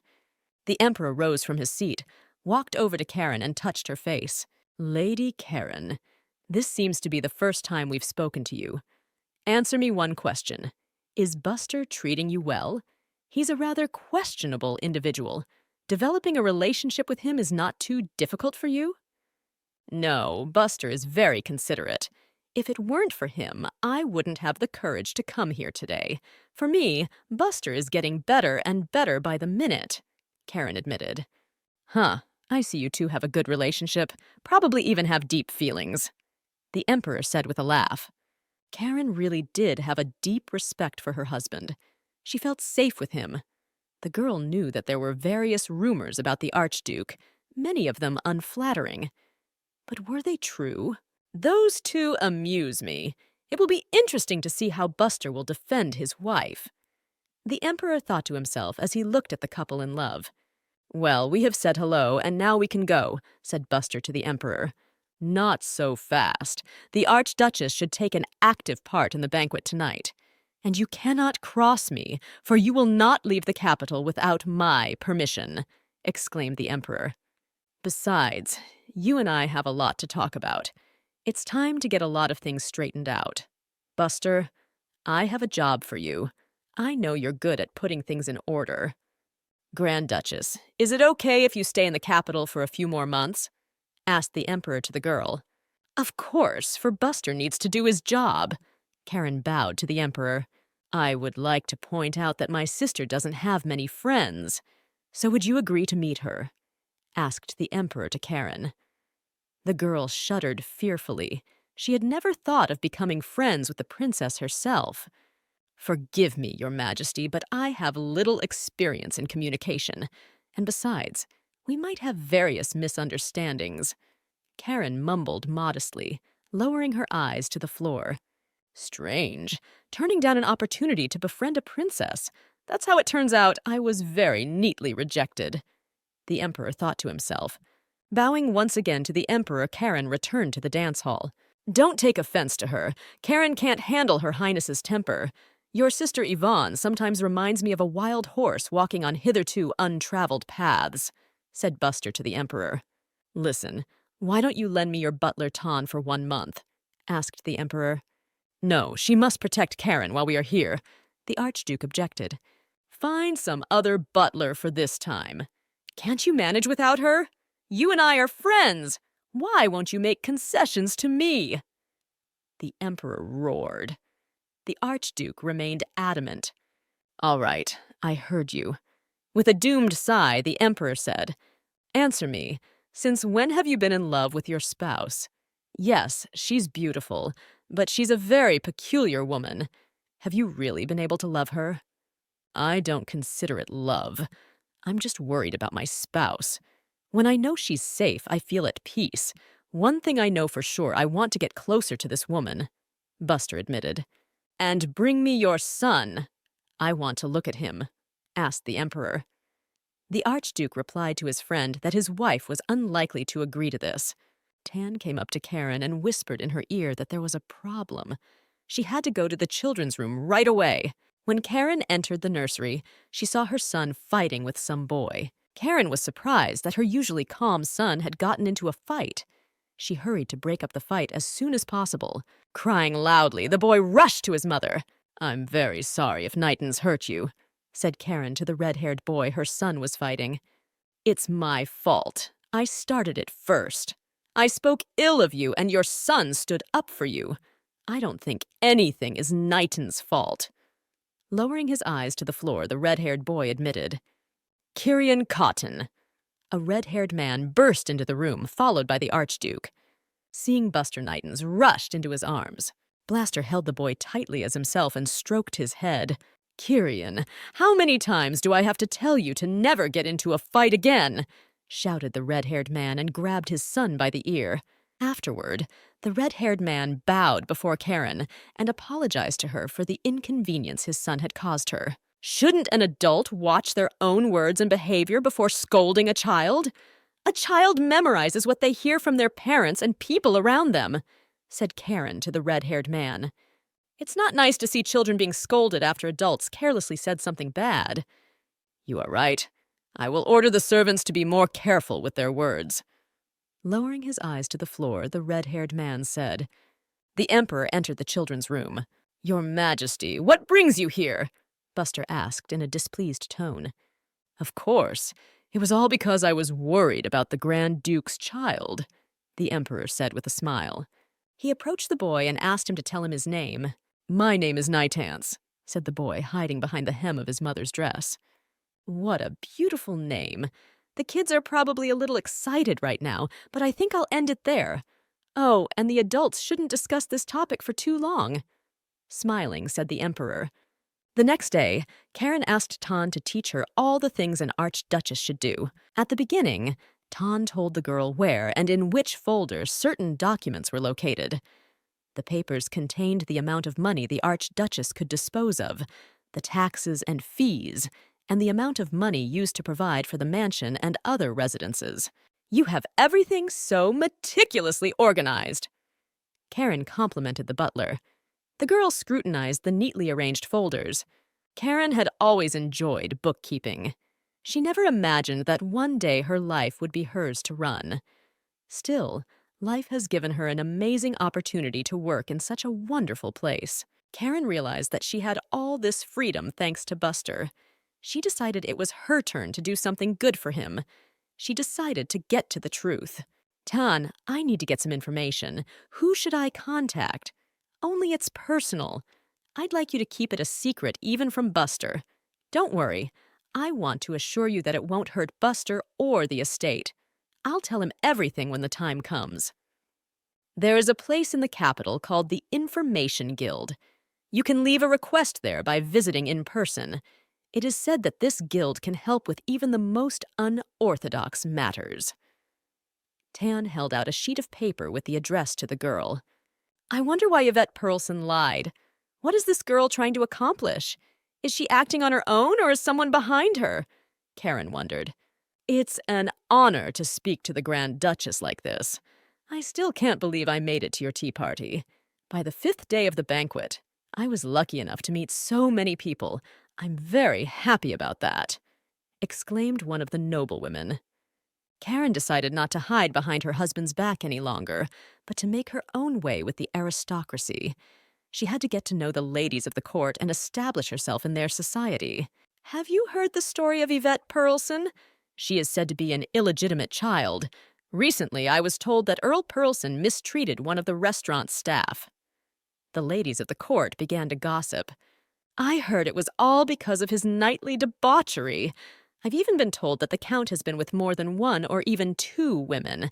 He's a real hustler. This is how they can discuss me behind my back, too, Karen thought wistfully. Has your consort told you anything interesting? Someone told me they saw the Archduke talking to Yvette Pearlson. One of the court ladies turned to Karen. I've heard some rumors, but to be honest, absolutely not into it. Karen answered her. Yvette Pearlson is very brazen. She's always been so quiet it was as if she didn't exist, and now she's suddenly reappeared in the community. They say the place where she's been living is a dilapidated warehouse near the stables, exclaimed the lady with the tall hair. I also heard that Yvette is targeting the Grand Duke, so, Archduchess, you should be on your guard. Buster entered the room, holding Nightens in his arms. Look at the way the Grand Duke looks at his wife. Still, it's amazing how marriage has changed him. It's hard to believe this man is renowned for his cruelty. And did you hear the Archduchess call him by name? The ladies of the court whispered. It seems that my spouse is a bit tired, so we'll bow out at this point. My wife has returned to society after a long time. I'm glad you got along with her, said the Archduke to the court ladies. It's completely uncomplicated for us. The girls smiled embarrassedly at the Archduke. I'm certainly not a mother yet, but do all parents really act like this? Their child looks very happy. And have you noticed that the boy and the Archduke look very much alike? They have the same eye color. Again, the girls whispered, looking at the back of the departing Archduke. If this child isn't his, how should we treat him? Maybe the rumors aren't true? It seems to me that this couple had a secret relationship even before marriage. If that's the case, then this boy is the Grand Duke's son. Look at this atmosphere around them. Wouldn't it be hard to live without love and pretend to be a real family? I think there's something fishy going on here. Karen went to the Information Guild? Why didn't you tell me about it beforehand? I hope she's being looked after? Buster resented. The Archduchess noticed you were busy and told me not to distract you. As for the guards, our spies are following her, Tan reported. She must be out of her mind. How can you go alone to a place like this? And what happens if that crazy man shows up? Buster exclaimed excitedly. If you're talking about the Information Guild leader right now, he's not in place right now, calmed Archduke Tan. Prepare the documents regarding Night in school and be sure to show them to Karen. I think she should see them. Buster rose from his seat and picked up his surtout. You don't seem to have anything scheduled outside the manor today. Is something wrong? Tan asked in a surprised voice. I want to take a little walk around town, replied Buster, putting on his surcoat. Listen, do you happen to know what information Karen wants from the Information Guild? Asked the Archduke. No, she told me she was going to get information, but she didn't specify what kind, Tan replied. I know that my spouse will definitely tell me everything as she is ready for it. All I have to do is wait a little longer.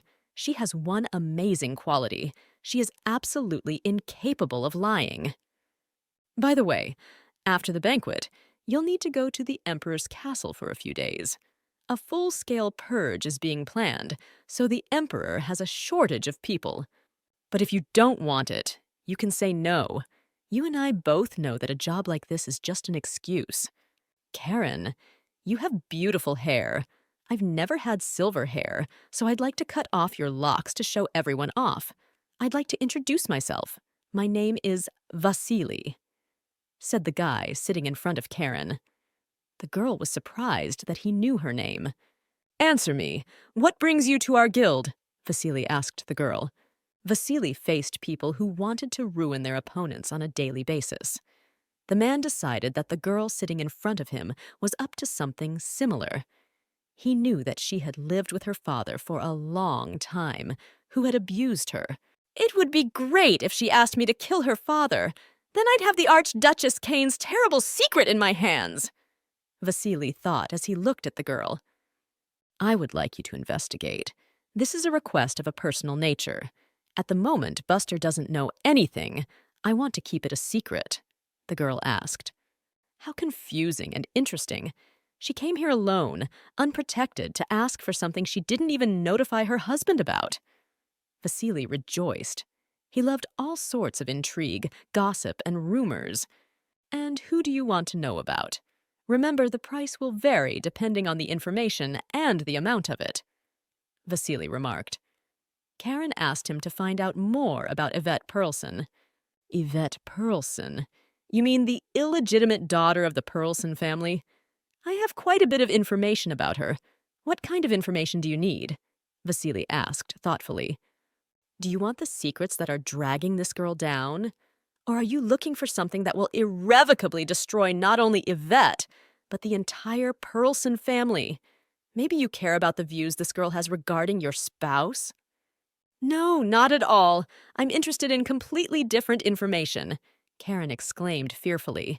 This man had a lot of power over people, and he could get secrets that could destroy them. Even though we're married, I don't care who my husband hangs out with. He's entitled to choose the woman he likes. I just want to know what Yvette's been up to lately and who she's been seeing a lot of. Look, I can get information on Yvette and her entourage, but it'll cost money. You'll have to pay for each person individually, Vasily warned. The girl promised to pay him whatever he eventually asked for. Is that all, or do you have any more errands for us? Vasily asked, looking intently at the girl. What do you mean? Karen clarified uncomprehendingly. Although we're an information guild, we sometimes take on other kinds of errands. You can bury a person in society by letting them know you know their weaknesses, or you can take the opportunity to get rid of him by disguising it as an accident. I'm sure there are people in your environment that you wish you could get rid of. You mean you've made inquiries about me too? The girl clarified. It's normal for an information guild to know a little bit about everyone without additional training. Although your request will be quite difficult to fulfill, I will do my best to please you, assured the girl Vasily.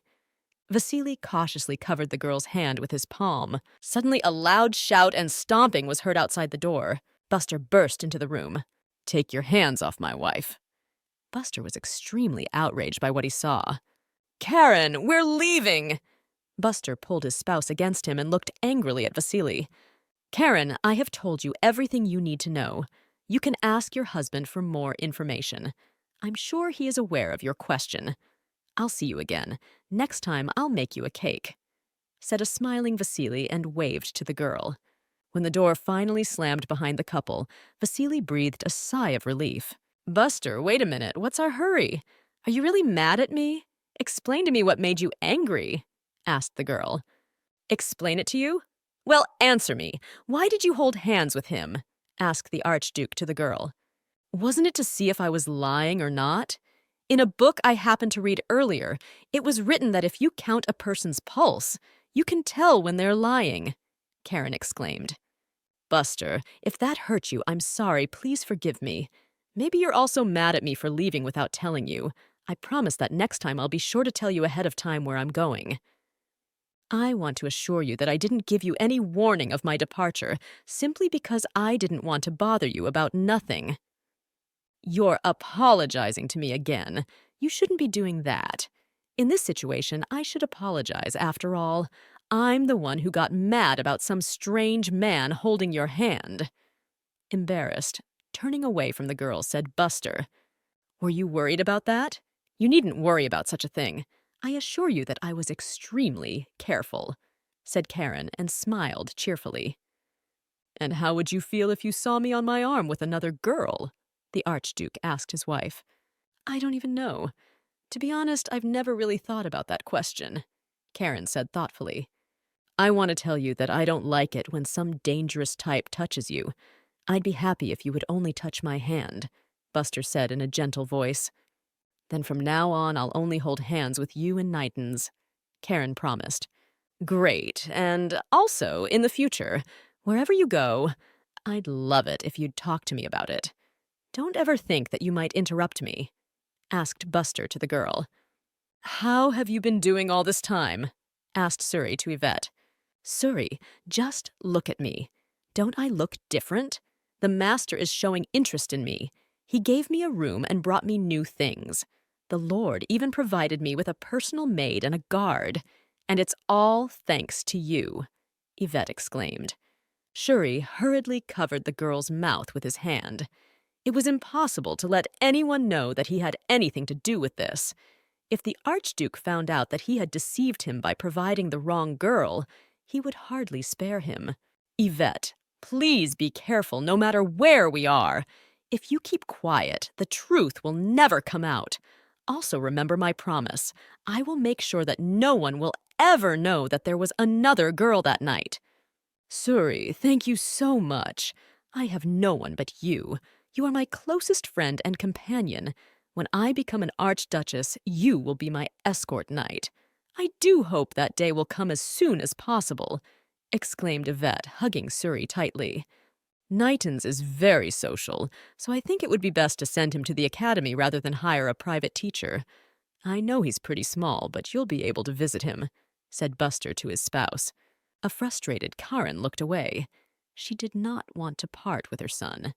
She was afraid to imagine that her little Nitty would be alone in an unknown place with strangers. She wanted to surround him with warmth and care. I know that Nitty is becoming self-sufficient. I've started to notice that he doesn't need me anymore, but it's still extremely hard for me to let him go, Karen admitted in a frustrated voice. Don't feel bad. Knighton's is just growing up, and it's no surprise that he's becoming independent. Buster gently embraced his spouse.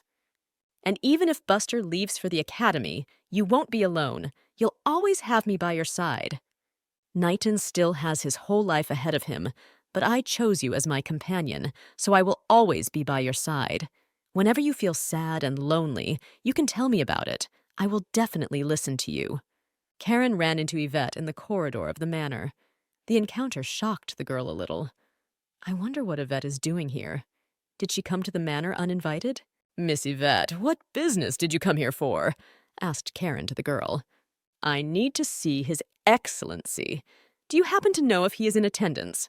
I know I came without announcing my visit, but the Grand Duke has authorized me to come any time if there is an urgent matter, Yvette explained. I didn't mean to upset you, but I really need to see the Archduke. Well, since Buster said so, I won't bother you, said Karen and asked Tan to escort her guest to the living room and report her visit to His Excellency. The lady asked me to escort the lady to the drawing room, and she herself went to see the young master, reported to Archduke Tan. From now on, don't invite Miss Pearlson into the house unless you have a good reason, asked Buster. I think there's something wrong here. Anyway, at the moment, I have Karen and I want to focus on her. I think I need to put the past in the past. Tan, I want to handle this matter personally. I have to do it secretly so no one will find out. What happened? You did not warn me of your visit. Lowering his greeting, the Archduke said, I apologize. It's just that things have been difficult with my father again lately. Lowering her eyes to the floor, Yvette said, Is that a valid reason to come to my house uninvited? Buster resented. I just remembered you telling me that you would help me if there was such a need, said a blushing Yvette. That's right. I asked you to let me know if you needed help, but you shouldn't act so recklessly. In the future, I hope you will no longer show up here on a mere whim to seek my attention. I don't want my wife to misunderstand us. Yvette bowed to the Archduke and left the drawing room. Buster looked at the back of the departing girl. He was certain now that he had met someone else 3 years ago. He hadn't been with Yvette Pearlson that night. But why would she lie to me? And where did she get such personal information from? There is clearly someone in my circle who has betrayed me. A joyous Knighton's ran into the room and hurried to hug Buster. I remember a while ago you called me Daddy. Why aren't you doing it now? Buster asked the boy. I'll tell you that secret later sometime when Mommy isn't around, the boy promised. Buster, are you done talking to your guest yet? Are we interrupting you? Karen asked her spouse. I can see that you are completely unconcerned about this. You don't care at all that I'm around other women. In a sad voice, Buster piped up. Wait, but didn't that girl come to you for some important matter? Karen wondered. It isn't. Honestly, a meeting with me has never been sought out over such nonsense before. When she said she was looking for me, did you really feel nothing? Buster asked, and gently stroked his spouse's face. It seems like my heart has a ringing in my chest, but there's nothing wrong with me. You don't have to worry about it. Or do you think it's some kind of serious illness? Maybe I should see a doctor? Asked Karen. By the way, I've wanted to ask you a question for a long time. That girl you met 3 years ago? You said you've been looking for her for a long time. How do you think you'll feel when you meet her again? Yes, I was looking for that girl because I felt bad about her disappearing from my life without saying a word. But now I have you, so I don't want to look for her anymore, answered Buster. But what if that girl got pregnant by you and had a baby? What are you going to do about it? Karen continued to ask. I don't even know. But come to think of it, at the moment I don't want to know about it. If information like that ever comes out, I'll make sure you and Nightants are safe. You don't have to worry about that, Buster promised. He noticed that his wife was not telling him the truth and was trying to hide it from him. He decided not to press her for the time being and not to seek the truth. If she wanted to, she would tell him herself. Karen didn't expect the teachers at the academy to want to have tea with her. She just wanted to take her son home. The girl wasn't in the mood for socializing. It is an honor to have tea with the Grand Duchess, the biology teacher exclaimed. Karen noted to herself that these noble teachers were no different from ordinary nobles. I suppose the Grand Duke is not coming today, Marquis Cotton asked the girl. It was with his son that Nightans had fought at the Emperor's banquet. I would like to point out that you have changed a great deal since the last time we met. You may not remember, but I saw you at a ball 3 years ago. You were more reserved then. I got the impression that you were very uncomfortable being there. At the time, it was hard for me to trust anyone in social circles, let alone the people around me. But things are different for me now. At least I've realized that not all people are bad, Karen admitted. Despite the fact that one person went to great lengths to ensure that my world was filled with exceptionally dark colors, not too long ago I still managed to realize that if I put in the effort, I could surround myself with good people. And, by the way, I've noticed that our sons have been getting along quite well lately. That makes me extremely happy. Yes, Kyrian does nothing but talk about your son every day, said the Marquis. The man noted to himself that the blonde-haired girl sitting next to him reminded him very much of his wife, whom he had separated from a few years ago. To be honest, I was very worried that my son wouldn't be able to make friends at the academy. When I found out that he had made a friend, I was unspokenly happy about it, Karen said with a smile. Do you know there are rumors about you and the Archduke? There are rumors that you had a secret relationship with him before you were married. Many people think your son looks a lot like the Grand Duke. The Marquis shared the latest news. Is it true what they say that you dated some girl before you got married? Asked his buddy the Emperor. If you're still going to talk nonsense, at least don't distract me with it.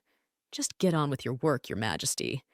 And if you're talking about Yvette Pearlson now, you shouldn't even mention her. That kind of talk disgusts me, replied Buster. But what about the memories from 3 years ago? Isn't she the woman you've been searching for so long? Asked the Emperor. No, I'm sure it's not her, Buster replied briefly. You mean to say that Yvette Pearlson dared to deceive Grand Duke Buster Cain?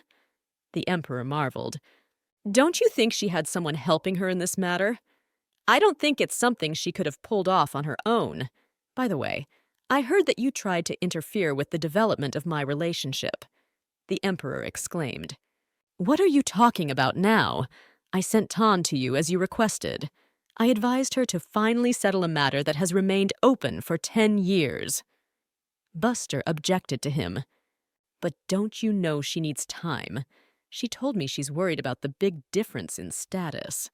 I believe she's suppressing her true feelings, but I won't give up trying to change her mind. The Emperor asked Buster not to interfere in his relationship. When I do persuade Tan to become my consort, I'll seat you in the front row at my wedding. And you know, I've been thinking a lot about your spouse's child.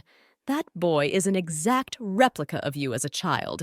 I'll never believe it's not your own child. Confess to me, you had a secret liaison with your consort even before you were married." The Emperor continued to insist on his point. "I'd love to answer your question honestly, but I've told you several times. I don't remember very well what happened that day." Buster himself had often wondered if Karen's child looked a lot like him.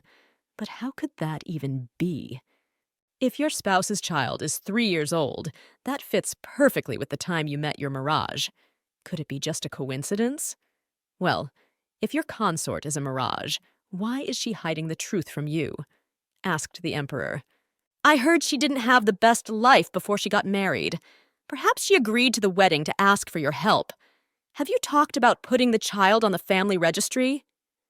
"Yeah, we talked, but Karen asked me not to put Knightons in there," narrated Buster. "But why did she do that? Isn't this the position of heir that everyone covets?" The Emperor wondered. "My wife doesn't want her son to be bound by the framework of aristocrats," explained Buster.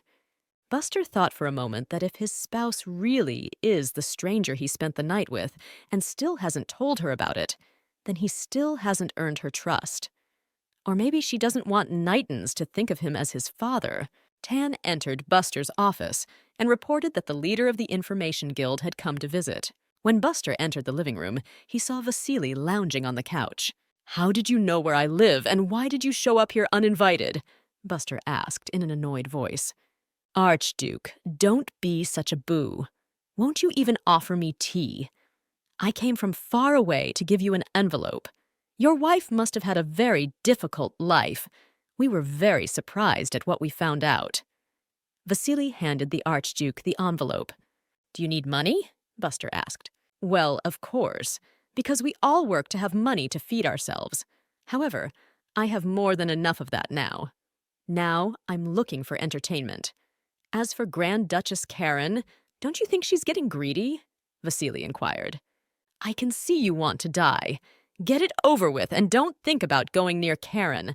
She is not for those who hang around in dirty back alleys," said the enraged Archduke, leaning over Vasily. "And are you pure? Does the great Duke think himself an innocent sheep? I know the whole truth about you. Have you forgotten that?" Vasily asked in a calm, carefree voice. What was happening amused him greatly. "I take it you don't need the information contained in this envelope, yes? Such things can't be obtained through normal means. Would a decent person like the Grand Duke use dirty methods like kidnapping and torture to search for information?" "Give me the envelope. I'll pay whatever you say," said Buster, holding out his hand. Not thinking long, Vasily gave him the envelope. The Archduke and his wife were quite interesting people. "By the way, while investigating, I found a bug. I'll send it to you soon as a gift." Vasily snuck into Karen's room through the open window. The man held out an envelope to the girl. "That was quick work you did," praised Karen. "Is everything written here true? It turns out that my consort's shadow betrayed him, and Yvette Pearlson used that information," Karen said in an annoyed voice. She reread the information she had received over and over again. What if Buster decides to continue his relationship with Yvette? What if he gives her his heart? I'd hate to be abandoned. I don't want to be a plaything in someone else's scheming. Karen thought fearfully. "Go ahead. Ask me to kill your rival. You're shocked and angry. Give me an order and I will fulfill it." Vasily mentally urged the girl toward the crime. "I hope you didn't tell my spouse anything about this," Karen clarified. "Of course, I promise nothing in vain. I have been as silent as a fish and have told no one of your request," replied Vasily. The girl asked to continue to keep this information secret. "If you would like to solve the problem with Yvette Pearlson in any way, I am ready to help you." Vasily looked carefully into the girl's eyes. "You don't have to say or do anything else. I don't think Buster would like that," replied Karen. "And we'll keep it a secret. I know you keep many things from the Archduke. I learned that it was you who spent that night with the Grand Duke. It's funny, you look so very pale, as if you were about to faint." In a quiet voice, leaning over the girl, Vasily said, "If help is needed, come to me at any time. You will be able to find a safe haven for yourself in our guild.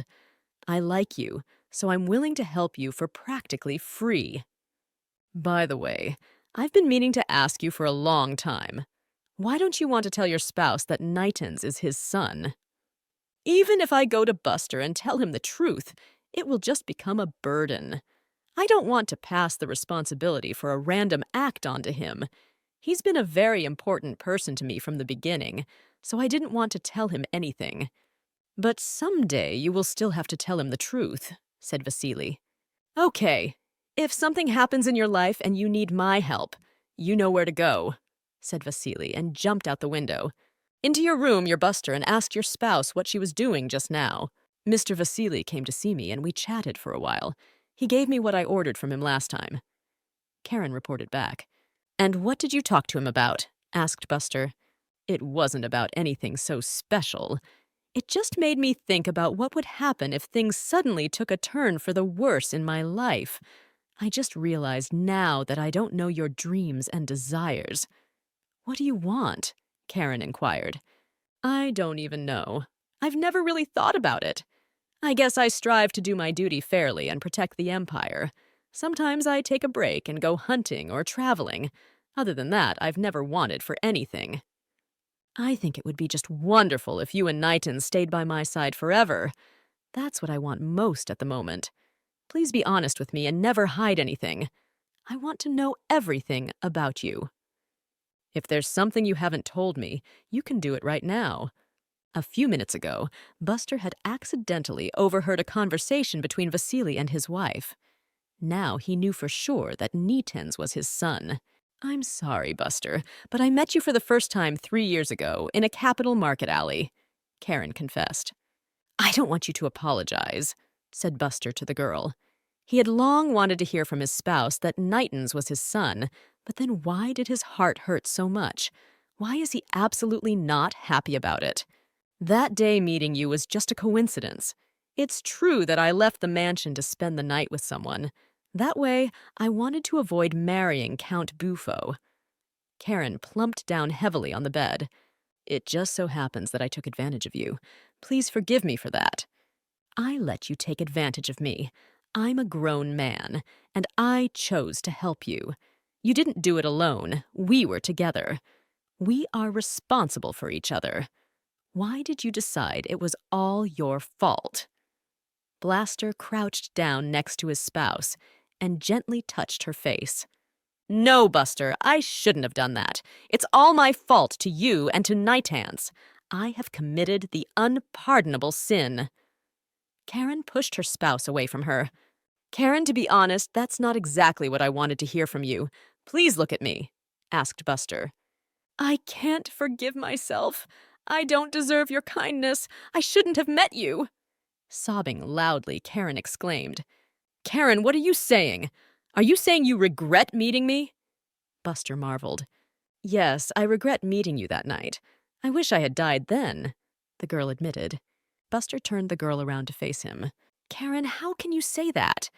Do you really think your life doesn't mean anything? What about me? What about your son? Do we mean nothing to you either? You don't have to do that. It's because you treat yourself like that that it hurts me." "Karen, I've wanted to tell you for a long time that I love you.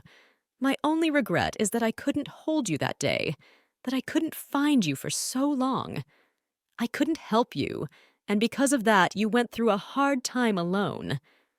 You see, the problem is that I have absolutely no idea what love is." Averting her eyes to the side, Karen admitted. She was ashamed that she couldn't say the same words to her husband. "But if you don't know what love is, it can easily be learned," Buster assured the girl. The next day, Karen told her spouse that while researching the ledgers, she remembered that her father had double bookkeeping. If I were to be sold to Count Bufo, Viscount Tyrant would get an exclusive supply from the springs. Narrated Karen. "As far as I know, Count Bufo has no right to such supplies. He simply deceived your father. If your father had agreed, the Count would have gotten you for nothing," Buster said in surprise. Suddenly, Buster hugged his spouse tightly. I'm so glad to have you by my side. I shall wait, and I shall surely wait for the moment when you will love me." In a gentle voice, the Archduke whispered in his consort's ear. Buster promised himself that he would definitely destroy Count Bufo. "It's all because the customers canceled their contracts," Count Bufo's secretary exclaimed loudly. "Whether by agreement or by threats. But we must get the packages and ship the goods." In a formidable voice, the Count shouted, "Sir, a terrible misfortune has happened. The miners and carpenters have suddenly started a mass strike. They say that if you don't raise their wages, they won't work anymore." A frightened butler burst into the room. How could this have happened? Have they eaten a lot of bleach? How dare these little commoners behave like this? I don't care how, but you must resolve this matter somehow, shouted the Count. "A deal with the top of the Mahdi kingdom is due to take place soon. His Majesty the Emperor has ordered me to provide a report. If you don't want to die, then start moving." The Count threw a candlestick at his subordinates. The man sank heavily onto the couch. All this nervousness was making him dizzy. I should have married the Viscount's daughter after all. When I saw her recently at the Emperor's banquet, I was struck by her beauty. Having a child has had absolutely no effect on her. The Count thought to himself, if her husband was someone other than the Grand Duke, I would have her by any means necessary. After all, I don't want to mess with an Archduke. Early in the morning, her joyful son Nitens flew into Karen's room. He told her that he was practicing sword fighting with his father. "Are you talking about me now?" Buster asked as he walked in. His hair was damp. He'd probably just taken a shower. Seeing his father, the boy immediately pulled his arms toward him. "Nitens, we're going to visit a nice place. Are you ready?" asked Buster, holding the child tightly against him. Buster brought his family to the toy store. Look at this beautiful teddy bear. I never had soft toys as a kid," Karen confessed. "But that's all long past now. Now you can buy anything you want. Take all the dolls you like with you," said Buster and hugged his spouse tenderly. "Buster, I want to interrupt your work," Emperor announced. "What do you mean by interrupt?" asked the Archduke. "Well, okay, you're taking revenge on Viscount Tyrant, but what does this have to do with Count Bufo?" The Emperor answered the question with a question. "Because he's a lying and sneaky man. By the way, did you know he does double bookkeeping?" Buster asked. "But Count Pallet reads that this man could be of use to us. Are you really doing all this because of your spouse? You are blinded by love and do not care what consequences your actions may have," said the Emperor to his mate. "I don't think that's exactly what you should be telling me. There are rumors that the Information Guild member who acted recklessly with Tan some time ago has disappeared, and no one can find him. Do you know where he's gone?" As if casually, Buster asked. "And how did you already know about this?" surprised the Emperor. "By the way, about Tan. I've decided to act, so you should look for another butler." The Emperor winked slyly at his friend. "Getting back to the conversation about the Viscount and the Count, I'd like to point out that you're acting rather aggressively. Even though you've only blocked the Viscount's one illegal source of income, it's hit his wallet pretty hard. A little birdie told me recently that a Viscount is coming to your estate today to meet your consort, so you can stop pretending to be calm and go quickly to the person you're so worried about. Viscount Tyrion was stopped at the entrance. Should he be kicked out of the manor? The Viscount told me he came to see if his daughter was doing well," reported the approaching Tan. "How ridiculous this all sounds. Okay, take him into the living room. I'll continue with the paperwork now, and as soon as I'm done, I'll go straight to him." With a doomed sigh, Karen said, "And how long do I have to wait? Such is the Great Duke's hospitality." The Viscount shouted in anger. He had been sitting in the drawing room for hours. "If you continue to make noise in the Archduke's manor, you may have a problem," Tan warned. "And just how does His Excellency educate his servants? Where have you ever seen a servant speak to a guest like that?" the Viscount exclaimed in an irritated voice. "What do you mean, servant? This girl is the head butler," Karen, who approached the Viscount, said in a calm voice. You don't put your father in anything just because you married someone who has power? The enraged Viscount asked his daughter. I'm already giving you much honor by meeting you here, even though you came uninvited. Quickly tell me, what is the purpose of your visit? Did you come for money? Asked Karen. The Viscount was amazed at the change that had taken place in his daughter's character. Before she had been like a frightened animal, but now she behaved like a true aristocrat. It's all about my business.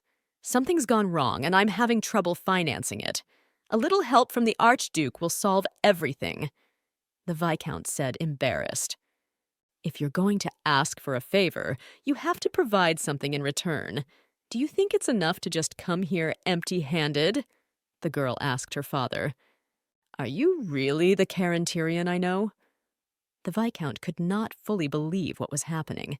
It seemed to him that he was asleep and dreaming a terrible dream. No, I am now Archduchess Karen Kane. Proudly raising her chin, the girl exclaimed.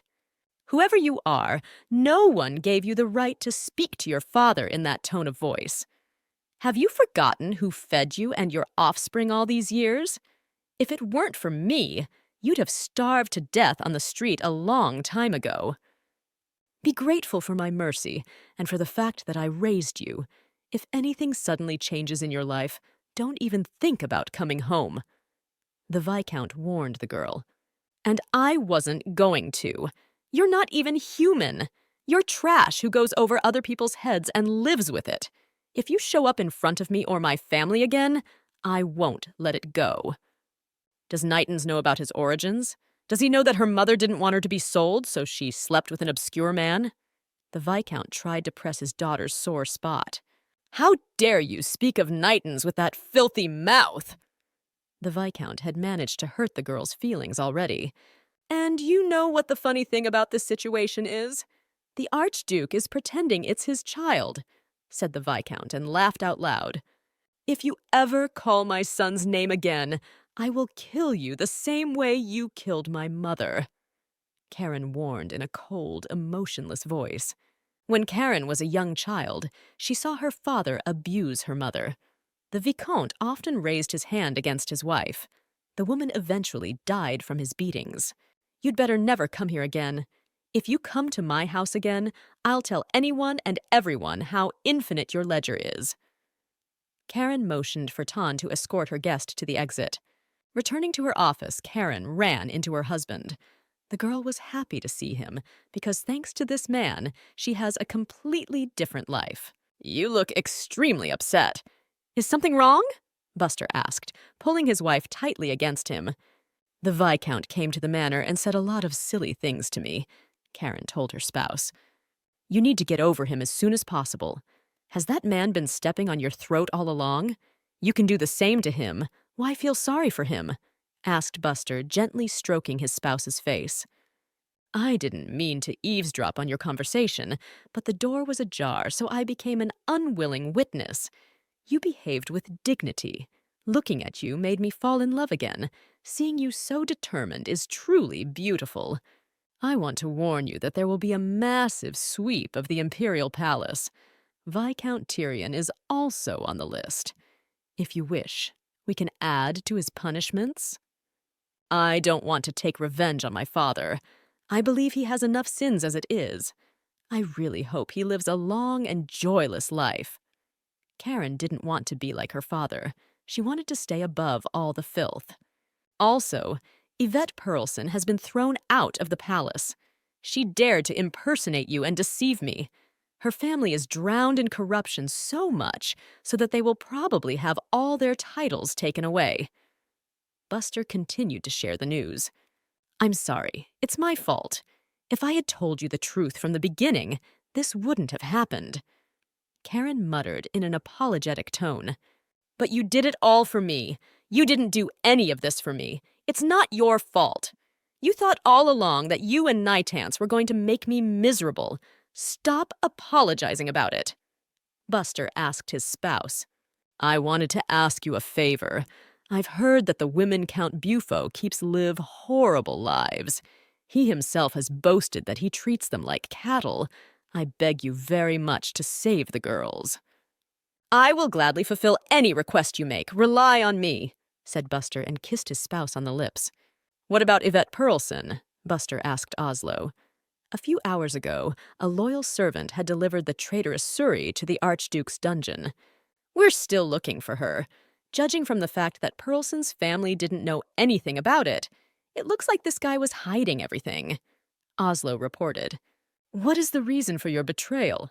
Buster asked Suri. I love Yvette Pearlson. I just wanted to make her happy. I didn't plan to ruin your happiness with the princess at all. I'm very ashamed of the way things have turned out. I didn't know the person you were looking for was the Grand Duchess. It was all planned by me. Yvette Pearlson is innocent. I ask you to pardon her. I heard that upon capture, you surrendered without resistance. It seems you are ready for the harshest punishment. As my shadow, you know what betrayal entails. Know that Yvette Pearlson will be banished from the Empire, said Buster, and drew his sword. She won't be able to set foot on our lands for the rest of her life, and will live as a waif, roaming the world. But I don't understand why she should suffer so much, having been wronged just once. Yvette was born an unwanted, illegitimate child and was mistreated. Can it be considered a sin that she just wanted to live like all humans? Asked Archduke Suri. And if you were in the same situation as me, what would you do? If you were in a situation where you had to betray your master because of your love, what would you do? Then I would have had to overthrow my master. After all, you simply didn't have that opportunity. You were never strong enough for the one you loved, and your lies are useless now. You chose the wrong opponent, replied Buster. You must learn one lesson. Run from an enemy you can't handle, and never leave traitors unpunished. So let's get this over with. Blaster threw his blade under Shuri's feet and walked out of the dungeon. Why the hell are all my accounts blocked? Count Bufo resented. This appears to have been influenced by Archduke Kaon. Purchasers and suppliers have abruptly refused to work with us, as if in collusion. Our trade route has been completely cut off. Debts are growing uncontrollably, his secretary reported. Why is Archduke Kane so angry with me? Where have I already crossed him? The Count asked excitedly. Couldn't the Archduke be avenging him for his consort? That won't do. I have to go to the Imperial Palace right now. That won't be necessary. A smiling emperor entered the room. Beside him stood Archduke Khan. Welcome, Your Majesty. What made you come to see me? Asked the Count, falling to his knees before the emperor. I've been working on removing weeds lately to keep the flowers and trees healthy. Bring that girl here, ordered the emperor to his subordinates. One of the Count's wives was brought into the room. Where are the others? I know the Count has several wives. Bring the others, Buster exclaimed. There's a girl in each room on the second floor. These rooms are padlocked.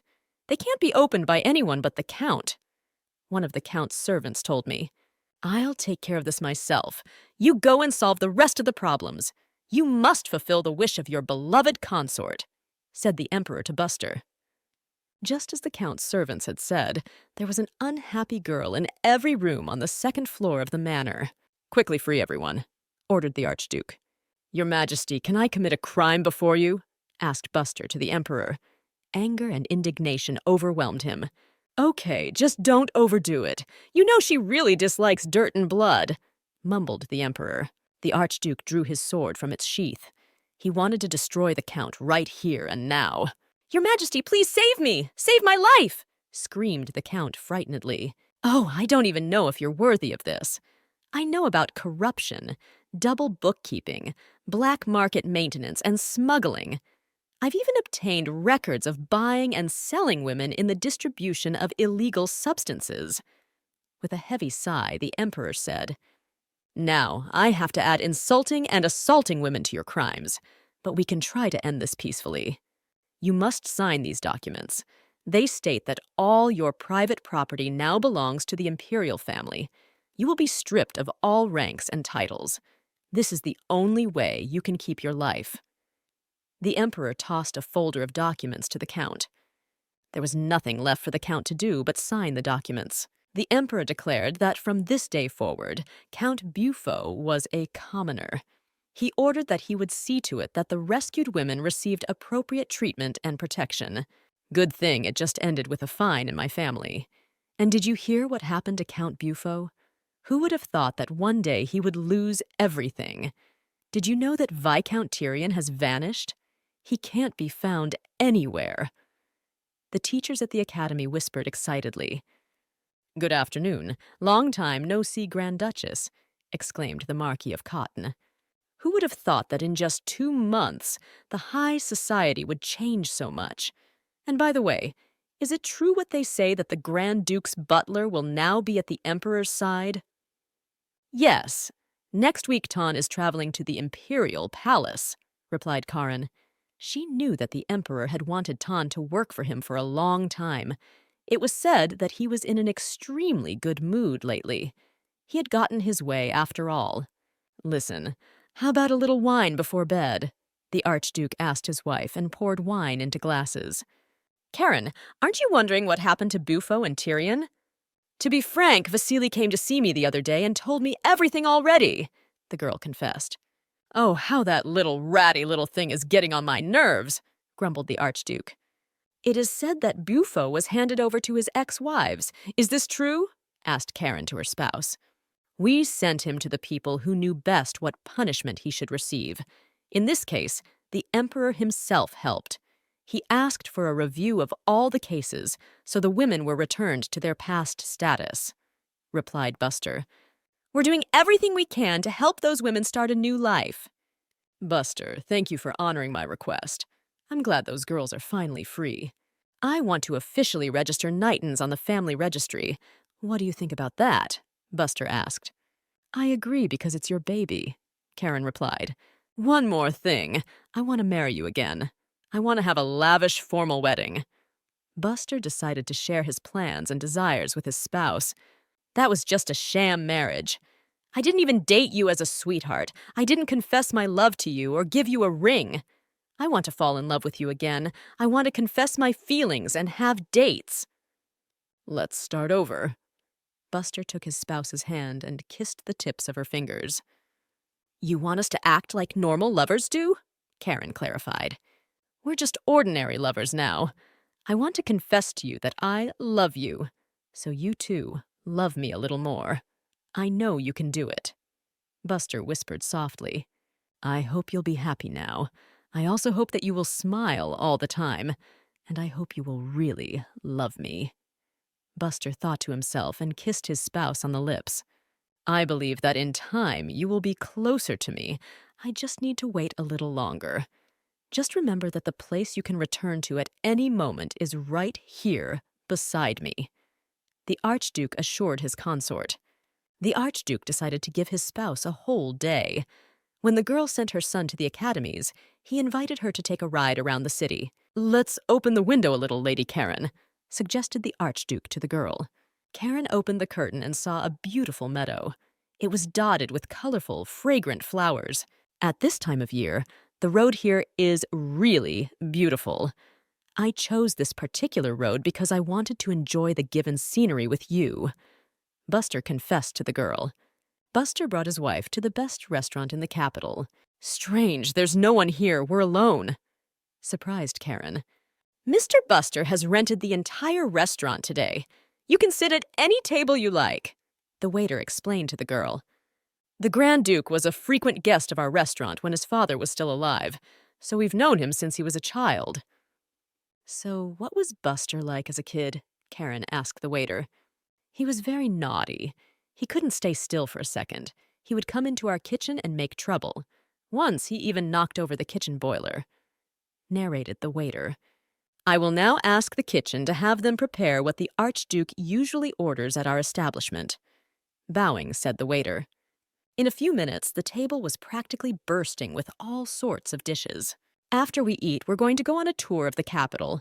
I'm also going to buy some jewelry for you and then go to a good play afterwards. I've already reserved us tickets, said Buster to the girl. I want to note that thanks to you, my life has become more interesting and fulfilling. Thank you so much for calling us, Grand Duchess, the teachers of the academy exclaimed. Well, it's me who is grateful to all of you for reaching out to me. I found out that you helped my son make good friends at the academy. Thank you for that."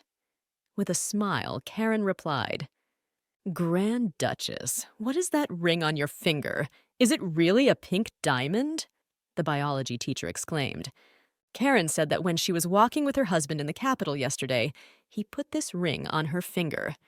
It was a really grand occasion. I've heard it's a royal treasure. One stone like this is enough to buy an entire mine. You must be very happy, the chemistry teacher exclaimed. Karen looked at her ring, perplexed. She didn't expect it to be so expensive. Since she had never owned jewelry before, she didn't know its price. Buster continued to court his spouse. For 6 months, he confessed his love for her every day. Once a week, he asked her out on a date and did not hesitate to express his feelings in public.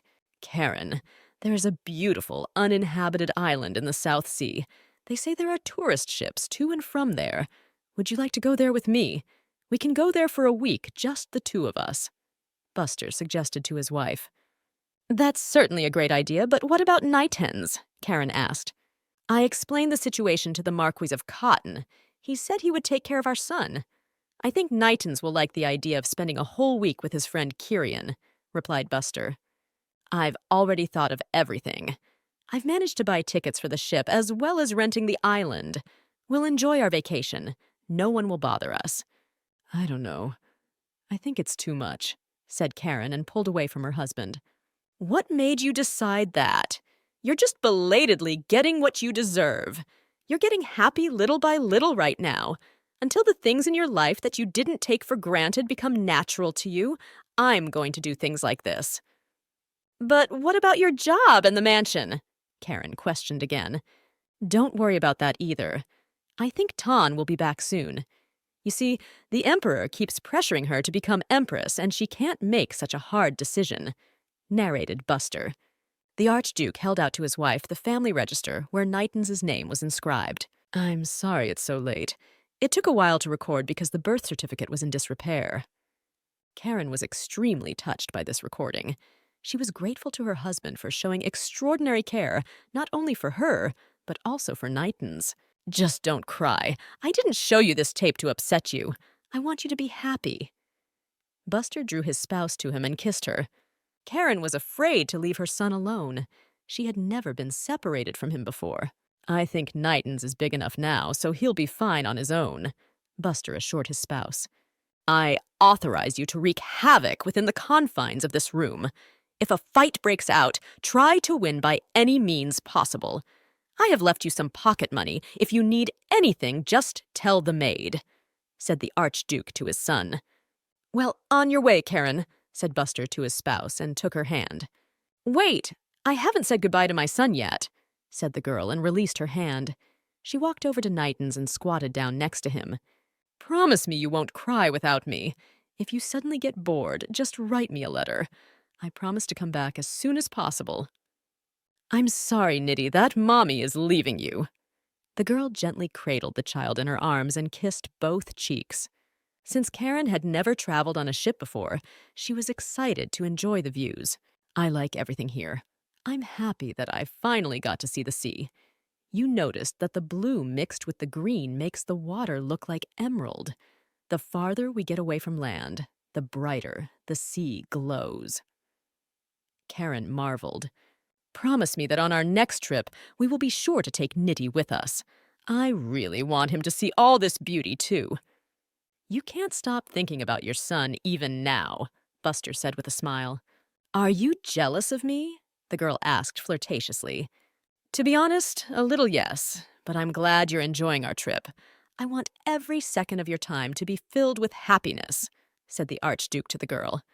Karen was happy to have a kind and honest man by her side. She was so happy that she didn't even believe it was really happening to her. "Is there really no one here? Are we really going to be alone on this island for a whole week?" the girl asked in surprise as she looked around the island. "Does this situation mortify you? Are you that uncomfortable seeing your spouse?"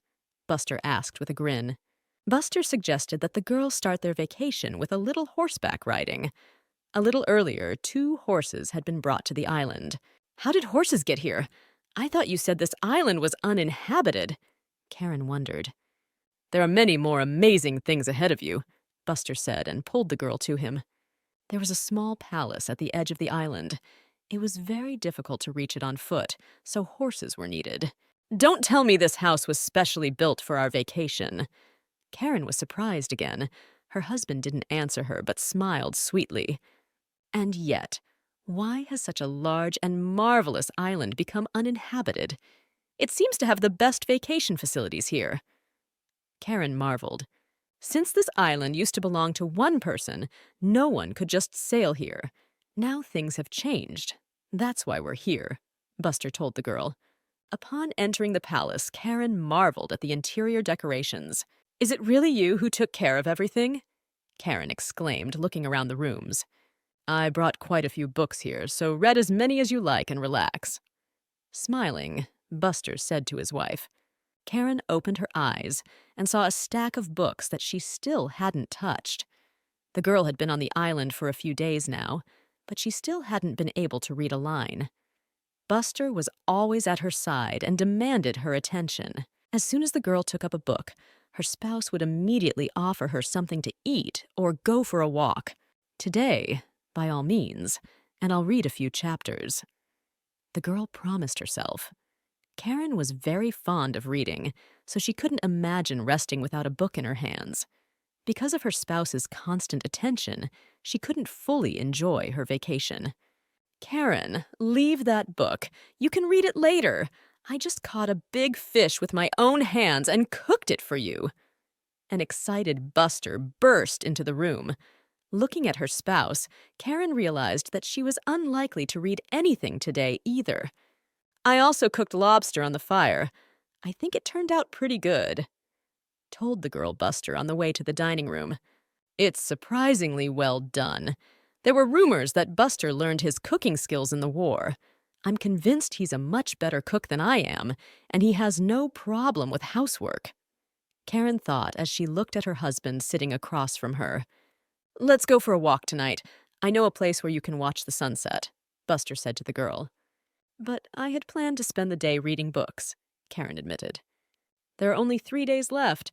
If not today, you won't get to watch the sunset again, replied Buster to the girl. Karen felt extremely calm and comfortable. Living under harsh conditions in her father's house, she had never dreamed of a life like this. She finally had everything a married lady should have. From her husband, she received the desired coziness and warmth. Karen was truly happy. She wished time would stop. We're almost there. I think we got here just in time. We'll be able to see the sunset, shouted Buster to the girl. To the secret place that the Archduke was so eager to show his wife, they had been riding for over an hour. When they finally made it, Karen's breath caught from the beauty that was opening up. This is exactly the sunset I wanted to show you, Buster whispered in his wife's ear. Thank you, he really is beautiful, whispered Karen in response. Karen, will you marry me again? Buster asked, and took his spouse's hands in his. I love you very much. Let's stay together forever. I want to protect you for the rest of my life, and I want to give you everything I have. If you want, I can even give you this island. You can come here whenever you want. You can rest here when you have difficulties or get tired of everything. You can hide on this island from any hardship. Just promise me one thing, that you won't run away from me where I can't find you. Buster, I love you too, Karen whispered. The Archduke looked at his wife in surprise. Buster, it's enough that I have you and Nightance. I don't need anything else from this life. Buster, marry me. Let's be together forever. Karen clung even tighter to her husband. Buster, can you see me? Asked Karen as dusk descended on the island. Of course I see it. What's wrong? Buster asked, perplexed. It's the last day of the month and New Year's Eve, the girl explained. Buster finally realized what his wife was talking about. His curse had been lifted. When Buster was a teenager, he often asked his father how to break the curse. His father always told him that when he grew up, he would figure it out for himself, because the answer lay on the surface. So this is what my father was talking about. The answer really wasn't far from me, Buster muttered. Karen, thank you for helping me get rid of the curses. You are my good fortune and my destiny. Blaster looked at his consort fondly. That moon that shines on New Year's Eve for me is you. You've been the peace I've been waiting for. Buster put his arm around his spouse's waist and twirled her in a dance. Now he had finally found happiness and meaning in his life.